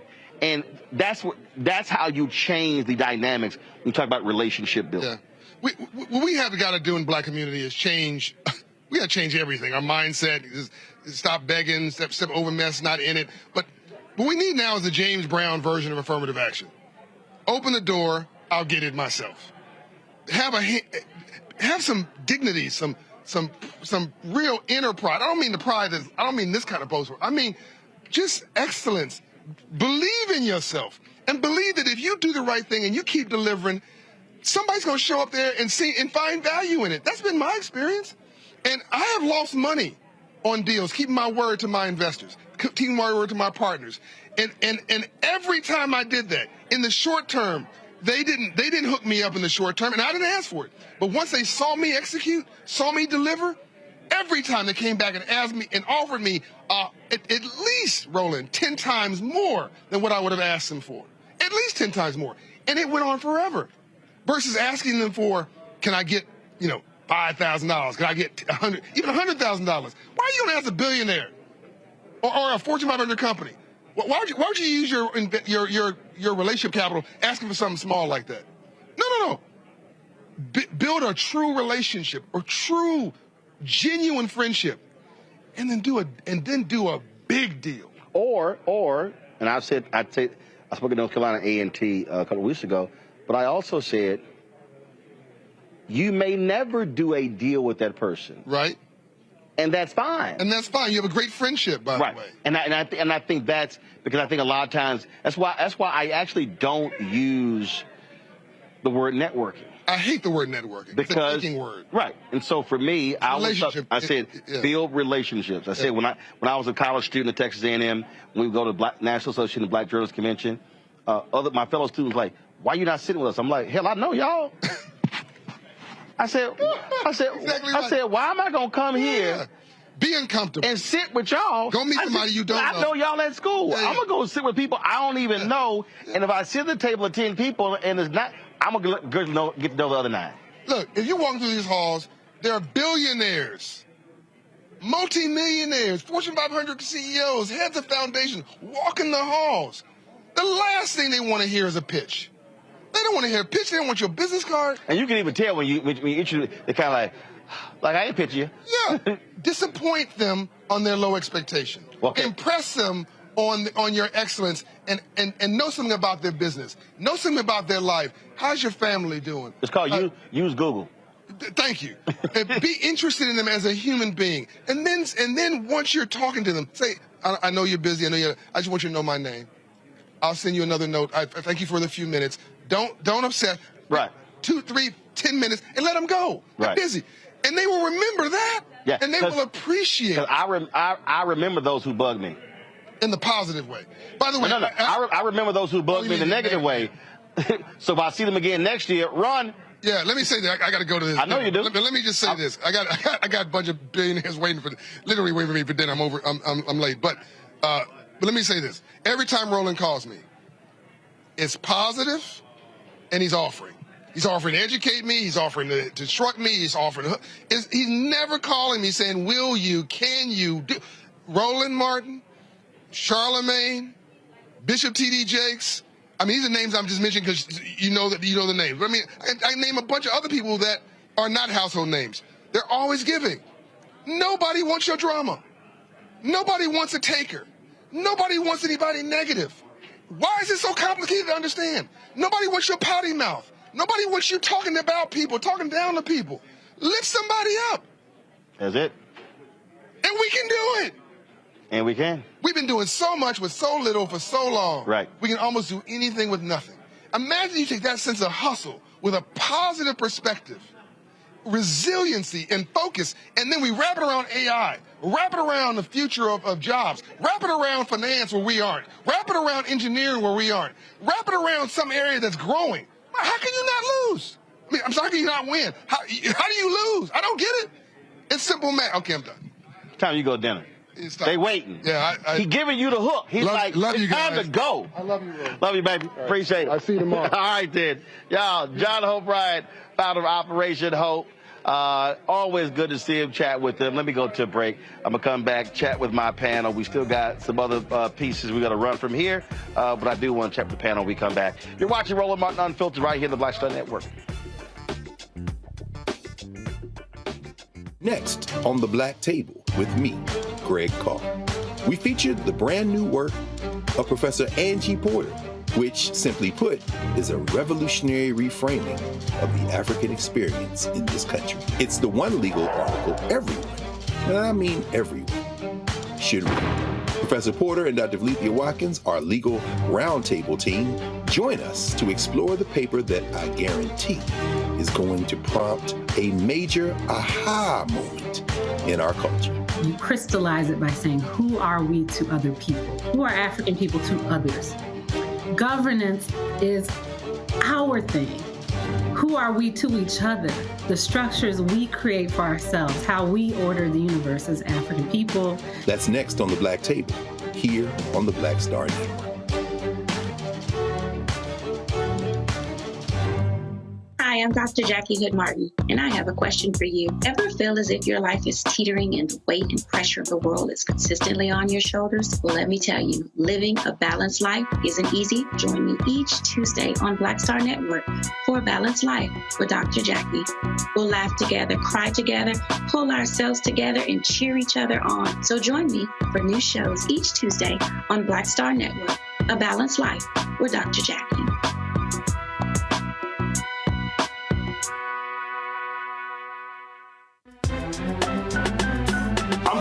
Muhammad, live from LA.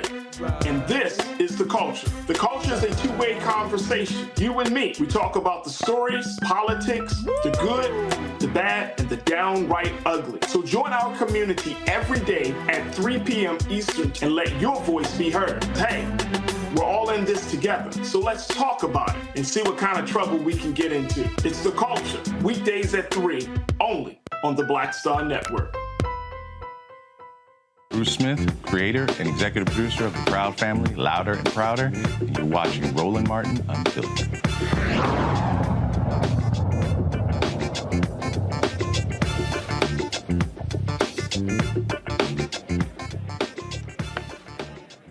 All right, folks, welcome back to Roland Martin Unfiltered. Bring my panel back in, Julian Amakongo and Toron.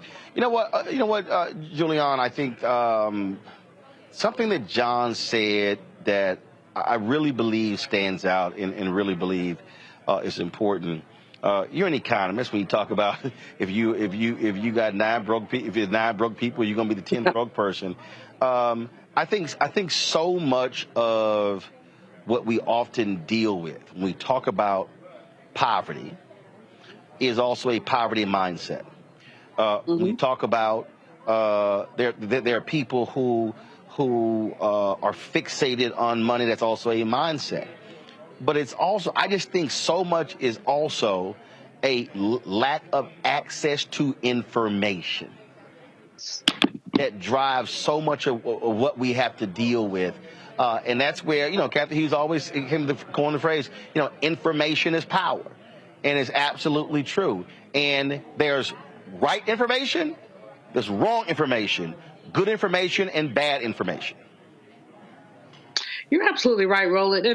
And information is power. That's the crux of it. I mean, there's so many things that our people don't know. And part of us not knowing is not our ignorance. It's people deliberately keeping information from us. But that was then and this is now. We cannot blame the man for what we don't know. When you got Google, you got the internet, you can investigate any kind of financial instrument to find out what you need. So we need to get back to having people, back in my day, which was a long time ago. But I remember we used to do study groups. So we drive up and down 95 from Boston to D.C. to sit with people and talk about a book.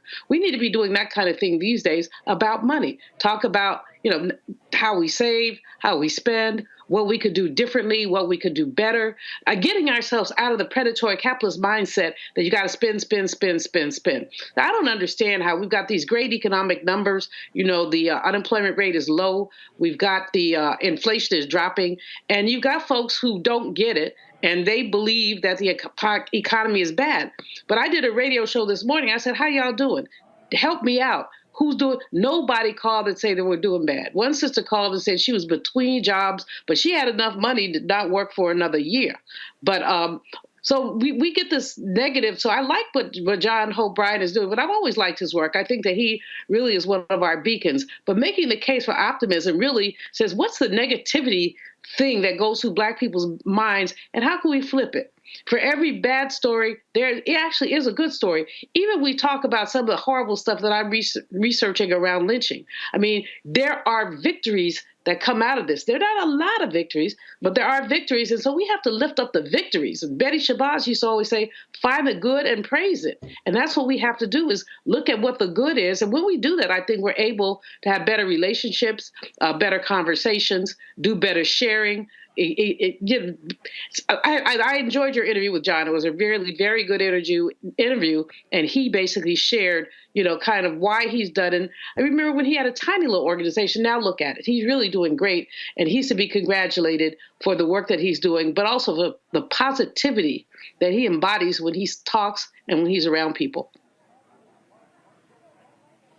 The thing when we talk about, again, Omokongo, the information. I travel this country, and it is amazing to me when I give speeches or on panels, or I'm just talking to people just in the lobby on one-on-one, and it's like, oh my God, it's like you threw a light switch on. And but this to me is where I'm always saying to our people, watch what you read, watch what you listen to, watch what you watch who you listen to. What are you actually putting into your spirit, into your mind? And when I hear some stuff, I look at them and I go, oh, I know you have literally been feeding your mind some awful stuff. I mean, this is one of the reasons why I absolutely hate reality shows. There's a lot of stuff about that I hate the Zeus network. And the reason I hate it, and people are like, oh, hate's a strong word. No, I hate it because, and then people go, well, Rolling Man, it's just entertainment. Nope. The thing is, Tim Reed and I were talking about the St. Croix last week, and when someone told him, he said, it's television. Are you telling a vision? Then he said, Bill Paley asked him, when he met with him, Bill Paley said, what propaganda are you disseminating? And Tim said it hit him, because he was discussing Frank's Place. He said, this man views shows as propaganda. And propaganda can be good and propaganda can be bad. And that, to me, I just think that when we have these conversations and we're talking about Black folks, how we doing with this and how we doing with that, we suffer not from a deficit of vitamin D, not a deficit of vitamin C. We literally suffer a deficit of good quality information. Yes. Absolutely, and that's why this network is so important. I was trained by Les Brown in my motivational speaking, so I'm so happy he's going to be on later. And one of the things that he talks about is like when he goes into the barbershops and stuff, he can hear people complaining about the game or about this or about that, but never doing any type of conversations about their dreams or talking about things they want to do and build together and the like. And so we get caught up in the rigmarole of what's going on every single day in terms of what's right in front of us or the latest sporting events, but in terms of actually talking about our information and our dreams and actually putting ourselves in positions and spaces where we can actually get that information, so many of us are lacking there, and we really have no excuse. And so in two segments that you just had, Reverend Brian and Brother Hope, as well, we have these situations where they're talking about how you roll and help them expand their information. And he talks about how he has thousands of hours now out there that people can see. So now the information is out there because it's been added to TikTok, it's been added to YouTube, it's been added to Instagram, it's getting added to the Black Star Network. Now we have to drive our people towards it. One of the things that you said that was very interesting with the interview with Reverend Brian was that this whole thing about our movements, the Black Lives Matter movement, not being led by the Black church.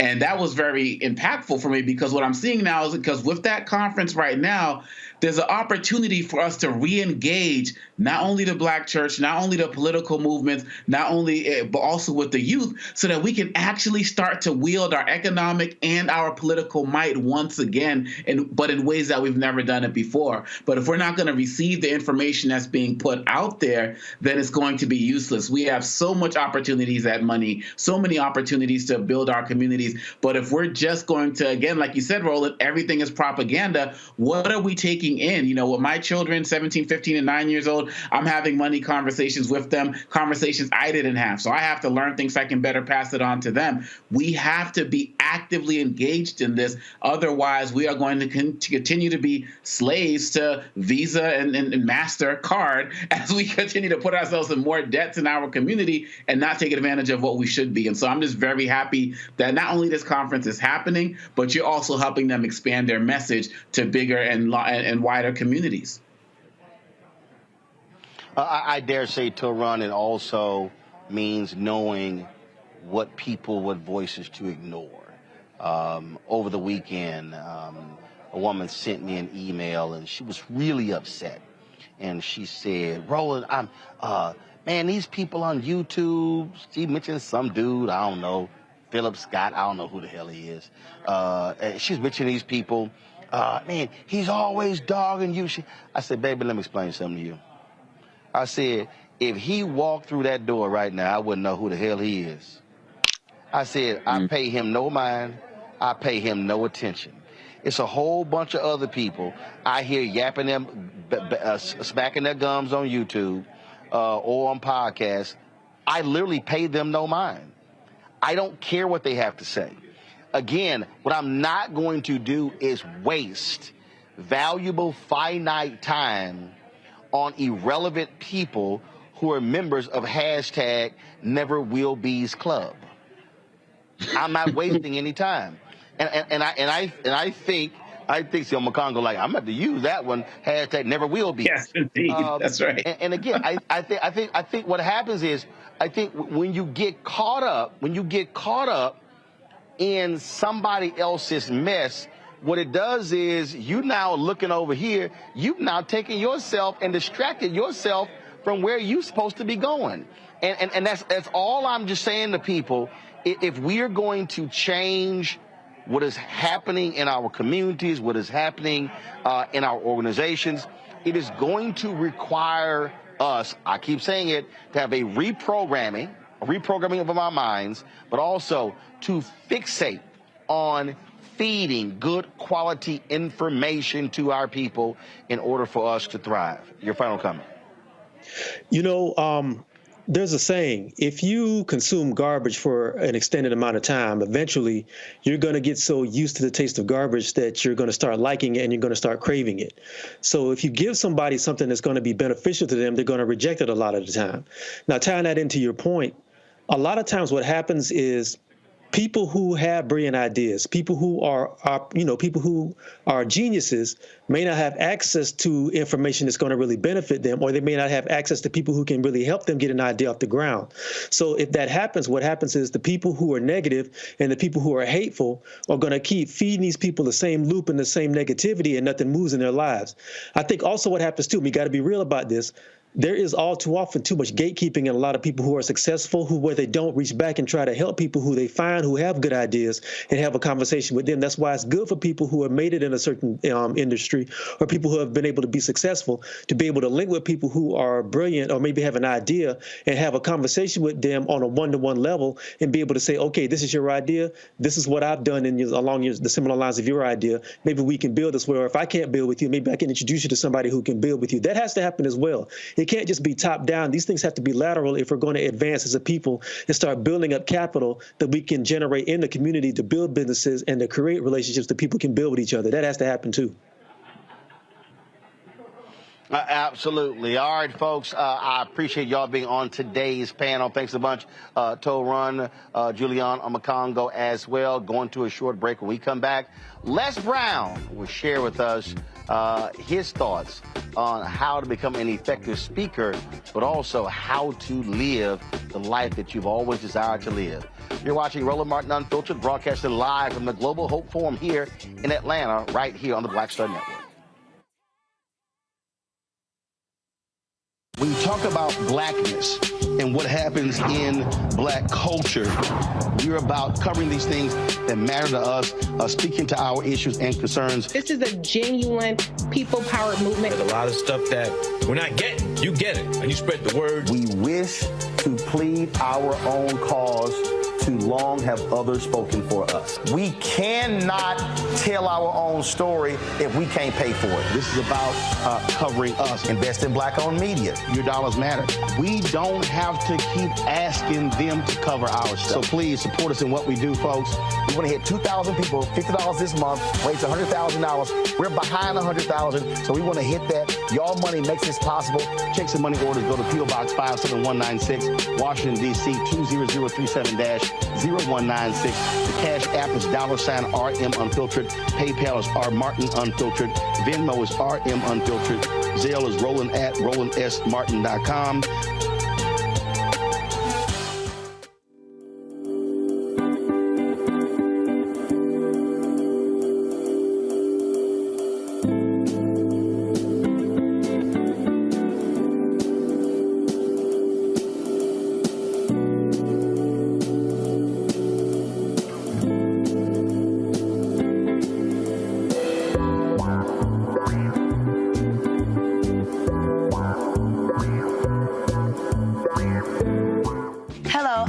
J. Parker, truly proud of the Proud Family. I am Tommy Davidson. I play Oscar on Proud Family, Louder and Proud. Hi, I'm Jo Marie Payton, voice of Sugar Mama on Disney's Louder and Prouder Disney Plus, and I'm with Roland Martin on Unfiltered.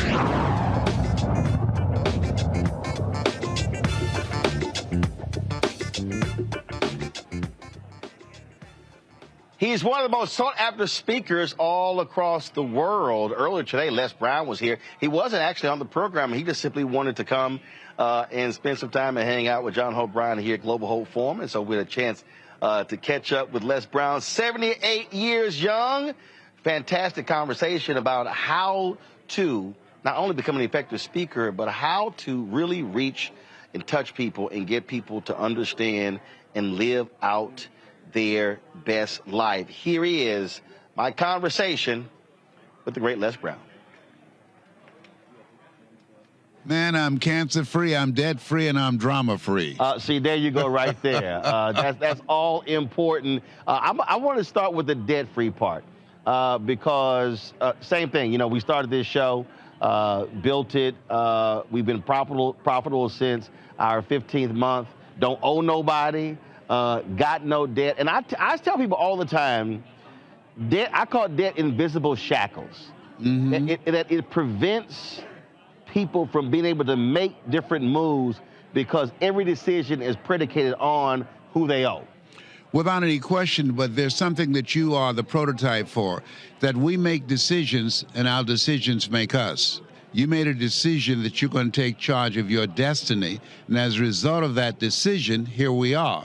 And so when people begin to give up their power to someone else as opposed to doing what it is that you decided to do, said, look here, I'm going to create my future. It's going to be bright because I'm in charge of it. That's what life is about, where we are now. Also, I think for me, it is a decision that's based upon two things, freedom and flexibility.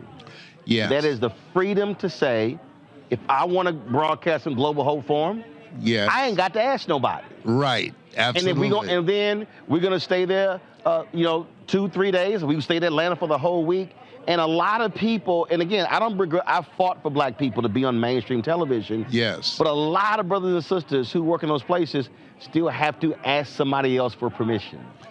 Well, but here's something else that you left out of the equation, the skill set.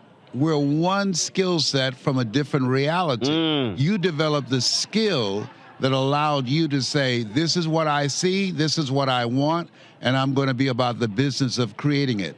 Most people have not put in the work that you've put in to develop the skill set so that they can be able to call their own shots? Well, it's the same as what you do. I mean, I get people all the time, they say, oh, I want to be a speaker. And I'm going, do you really understand what that means?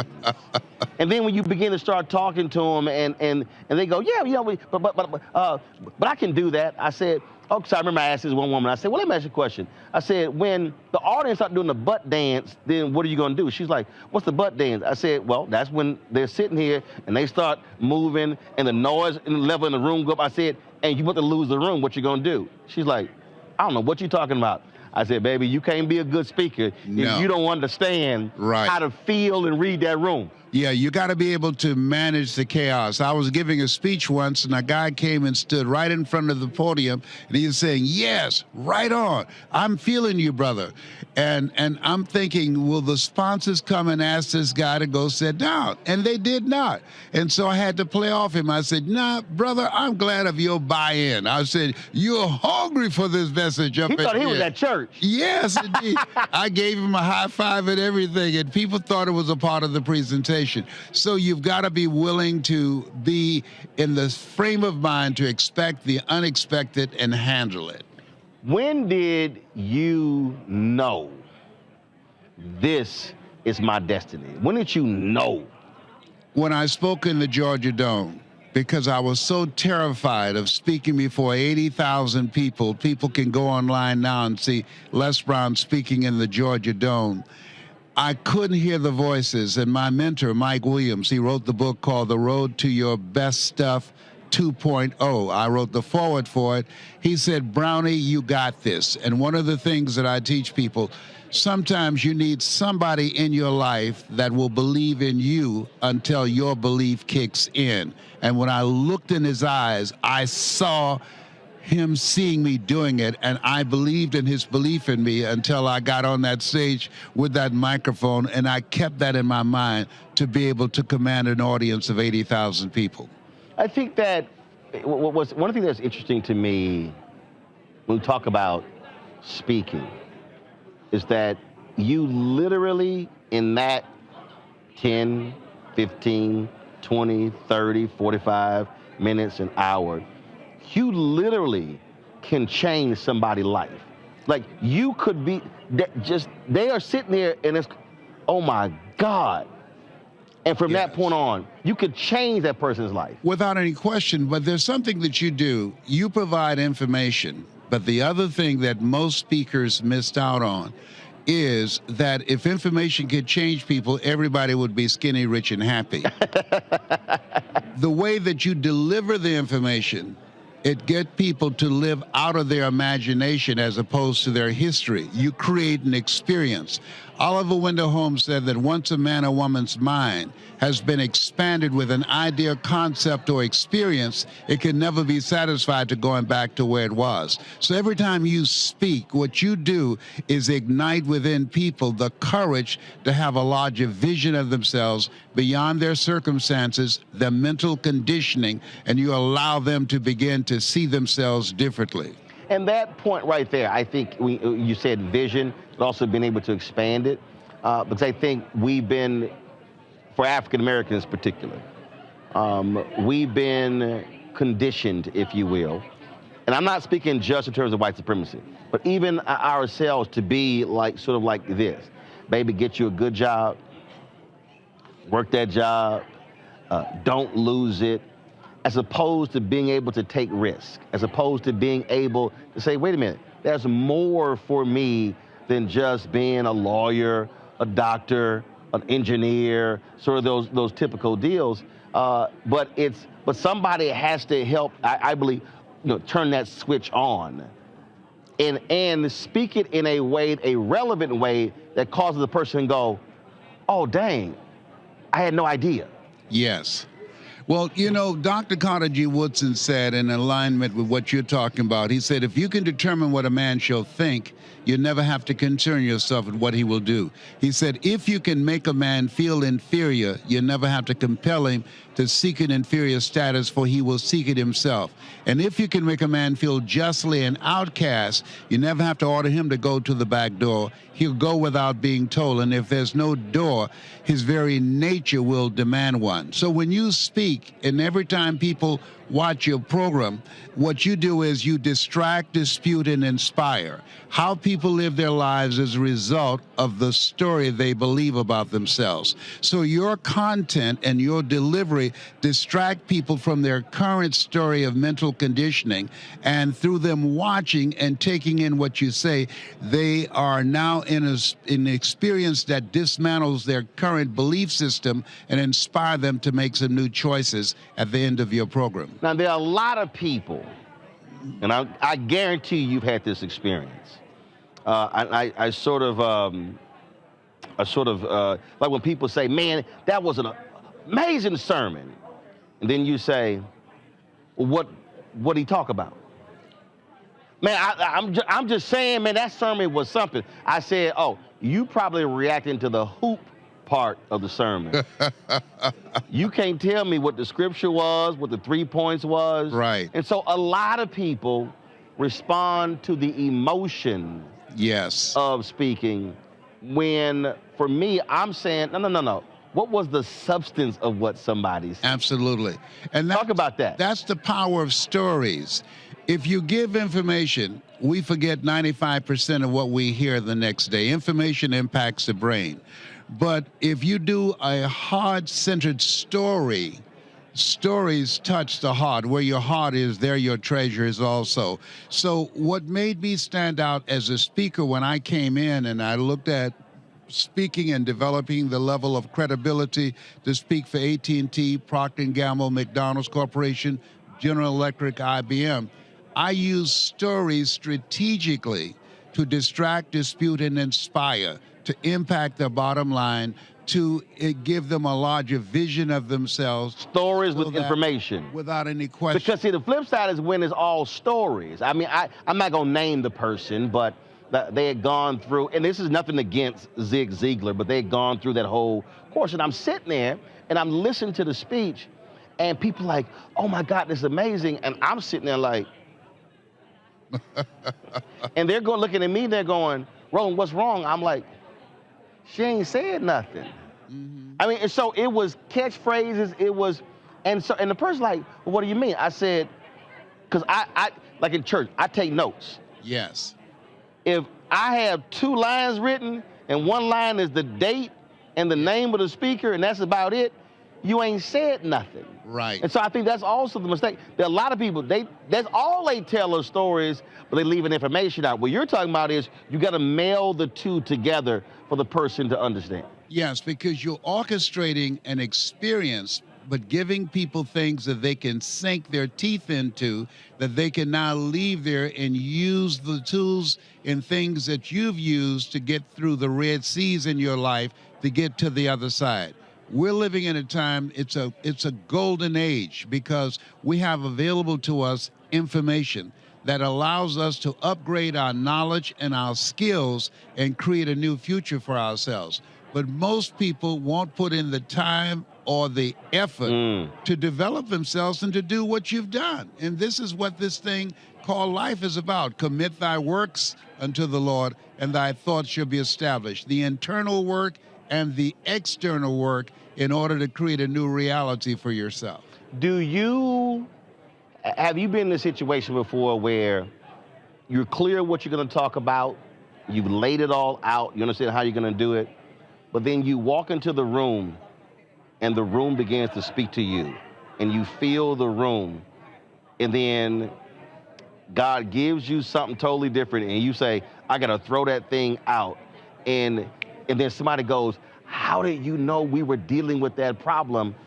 Because the room spoke to you. I'm glad you mentioned that, because what I train speakers to do, and this is where I am, we learn, we earn, we pass it on. Never let what you want to say get in the way of what the audience needs to hear. So you have to conduct communications intelligence. I give a needs assessment to find out what they're looking for. What is it that keeps them up at night? What is it that's stressing them out? And what is it, the unspoken conversation that you want me to deliver that can impact the audience's psyche? And so never walk into a room where you have not taken the time to do your homework, to do due diligence, to find out who they are. And all that get understanding so that when you speak, you're speaking to where they are, not where you think they might be. See, for me, you know this, so and they're like, Mr. Brown, we have the room for you, whatever. And I go, no, I'm good. Or they won't take you through. I'm like, no, we're gonna go through the main room. And they're like, but it's crowded. I'm like, I know. What they don't understand is I'm actually feeling the room. Yes. Like when I'm walking through, discernment is happening, and I tell them, I said, I can't feel nothing if I'm back here in a room by myself. You're absolutely right. I want to be in. Yeah, but what I also do is ask questions. Oh, yes. I talk to 4 or 5 people. If you were in my position, what is it that you feel that this audience needs to hear that perhaps I'm not aware of right now? So that I will match what I have to share with what's in the audience, the thinking that's there, as well as the thinking of the person who wrote that check for me to be there. Have you ever had a situation where the person who invited you wanted you to follow this, and this? Yes. And then when you went up there, you didn't follow this, and this. And that person had an attitude, but the whole room loved it. Yes, well, the good thing about what I do is I'm able to speak extemporaneously. I can take what you tell me that I need to say, and I can make it my own and create value and alignment, relatedness, and connection. You can't correct unless you connect. So when you speak, the goal is to have the audience to relate to you, to feel you, and to connect with you, so you can now make them begin to see other options of how they can show up on their job or the work that they're doing or the business that they're running. How do you use humor? And the reason I say that, typically when I speak, they will read the bio. And so, okay, now it's time to speak. So they read the bio, and so the whole room is like this here. And being a life member of Alpha, is typically going to be some Omega and Kappa in the room who going to talk trash. And so I talk smack from the mic.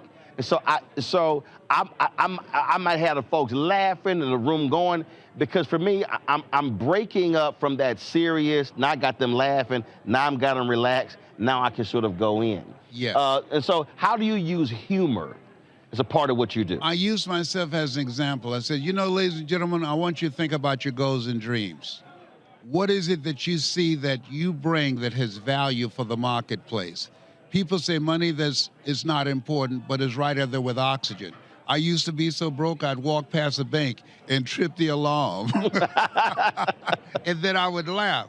Laughter creates laughter. So as a result of my saying that, sharing that insight into myself and laughing about it, laughter causes the mind to close down, opens up the heart, and now you can come back with something that's serious to create a shift in them that they internalize that. Personal testimonies. When you're standing before an audience, how vulnerable are you so they understand you're not alone? I was in the same place you were in.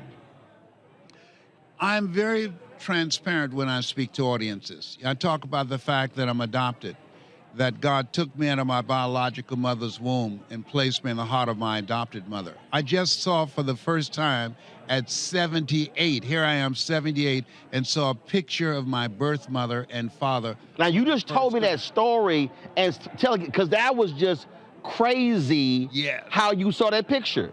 Yes, and so what happened was my birth mother came to hear me speak at a church, a lady named Dr. Barbara King, who made her transition. Knew it well? Hillside Spiritual Center. big tall sister. Yes, Dr. King. 6'7", yes, right. And so my birth mother was there with one of my nieces. She knew me, but I did not know her. At the end of my speech, she came up to me, my niece said, and gave me a picture and said, "Put this in your pocket," and she walked away.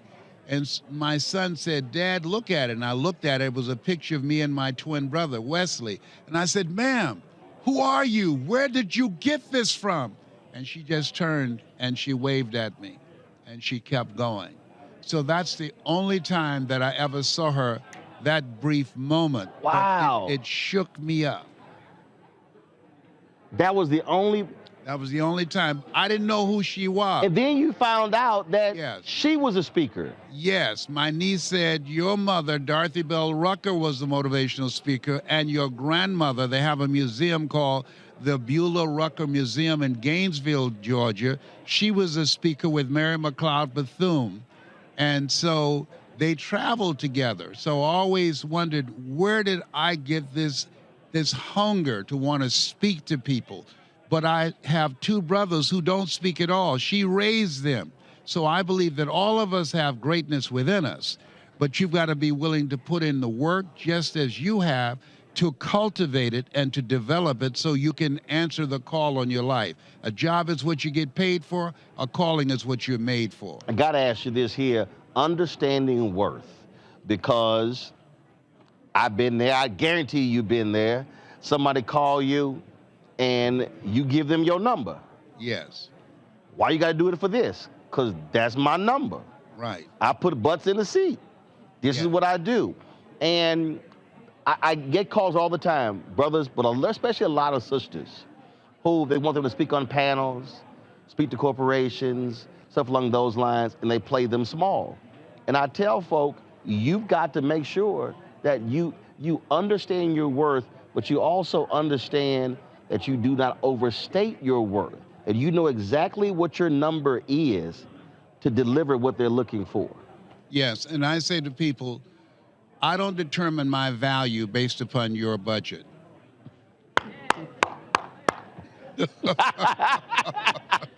Is that what you got? It's like, no disrespect. No disrespect, but somebody that's who that is. I literally told somebody that. I said, "Hey, I did that 8 years ago. Right. Go find somebody at that price." You'll never but find that's a not Rolls me. Royce on sale. No. And that's not being arrogant. Absolutely not. No, look, we buy what we want and we beg for what we need. We spend millions of dollars for entertainment. But when it comes to things that will educate us, that will empower us, that will give us the mindset and the skill set to carve out a new future, now you want a bargain basement deal. No. The more they pay, the more they pay attention. Absolutely. Absolutely. And a lot of our people get afraid. I mean, I can't ask for that because they're actually afraid of the no. I said, no. When you know what your number is, and when you know what you're going to deliver, I said, if they say, well, that's too much, you go, have a nice day. Yeah, well, first of all, money is not the issue. The issue is whether or not they're willing to be resourceful enough to find a sponsor that will pay what you're worth. Toy Salter on my team, she told me, the people, y'all need to go find y'all another sponsor y'all want to bring in Roland. And the crazy thing is, because I tell people, I know what I'm going to do. Yeah, and when Beyonce comes to town, they don't call and try and get a discount. No, they pay whatever is required. Or I say this about for black businesses. That scene from I think it was I'm Gonna Get You, Sucker, Chris Rock. How much for an order of ribs? You get the price. He's like, well, give me one. And folks sit here and then look, well, why do I have to pay for that? But as you said, it's value. What is this person going to do when they come here? One of my granddaughters came to me and said, Dad, I want to go see Beyonce. Grandpa, they call me Papa. I say, fantastic. It's $600. Will you help me? I said, no. I said, if you're going to a seminar, yeah. Boom. But going for some entertainment, $600? No. For one ticket. You're doing that. No, I'm not doing that. Make it happen, baby. Make it happen. Wait a minute. You say, I'll pay for you to go to the seminar. Yes. That's going to help you make the money to pay for that $600 ticket. Come on now. Yes. Absolutely. That's the name of the game. What, at your age, what is it that you would love to do that you've yet to do? I have yet to train the number of speakers that I want to impact the world, to leave a legacy. We learn, we earn, we pass it on. T.D. Jakes said something I agree with. He said, there's no success without successors. So my goal now is to teach those who have the hunger. You got to be hungry. That's right. To be able to make a difference in life. The hunger and the work ethic. Absolutely, the work ethic, and to leverage their knowledge in their presentation so that they can have a greater impact and to live a life that will outlive them. That's what my goal is at this stage of my life, at 78, finding people who want to do that, looking for the few. The road to life is straight and narrow, and few there be that find it, because the few are the ones that are going to make the difference. The masses have never done. Yeah. Well, for the folks who are watching, I mean, a few months ago, you called me out the blue. Yes. And I was like, who called me from Las Vegas? It was Nevada numbers. Yeah. And that was one thing we talked about. And you said exactly what you said, that I want to, all this knowledge that I have, pass it on. Yes. For somebody else to use. And So you that's said, why I want us to work together to do something, because it's about collaboration today. 72% of corporations are striking strategic collaborations to make a greater impact. And that is the one area where the criticism I have, most black businesses are not. And I've been saying, look, before I started this, I went to every major black media company. Urban One, Essence, Blavity, Black Enterprise, all of them saying, this is what I'm planning to do, which you don't do. It's not like there was competition there. Right. Nobody wanted to partner. And I said, not a problem. I'm going to still do it. And I believe that's one of the reasons why most of our black-owned businesses are still small. Yes. Are largely one employee, is this unwillingness to partner, to do joint ventures, to work together to achieve scale. Yeah, you're absolutely right. Today, what we have to do now is teach people how to earn non-performance income. I'm earning money as I talk to you right now. Explain that. Non-performance income, when you're able to create a minimum of 5 buckets of income that's not driven by your being available to make it happen. So I make money off the products that I create. I make money off the trainers that I create to go to corporations and do work. I make money off my intellectual capital. And I'm creating a legacy for my children and my children's children through creating an empire on information and upgrading it constantly to evolve, to give people the tool set that they need to make it in this new world. So while you are sitting here, I'm making money right now. You're making money. Yes, indeed. A minimum of $35,000 to $40,000 a week. And it doesn't require for you to be speaking, to be talking, to be actively doing. Absolutely not. And all of us can do it. We just haven't been coached on how to do it, and we haven't had the tools. We're going from brick and mortar to click and order. So we have the tools now to do more than we can ever begin to imagine. As they say, eye has not seen, ear has not heard, nor is it in the heart of mankind what we're able to do if we use what's available to us. Well, Les, it's great to finally get a chance to chat with you. Can't wait to see what we do together. Yes. And like you said, it's about being able to empower next generation and then passing that information on to be able to build and build and build. Thank you, and thank you for who you are and the commitment and the stand that you've taken with your life. And to your viewers, bye for now. Appreciate it. Thank you.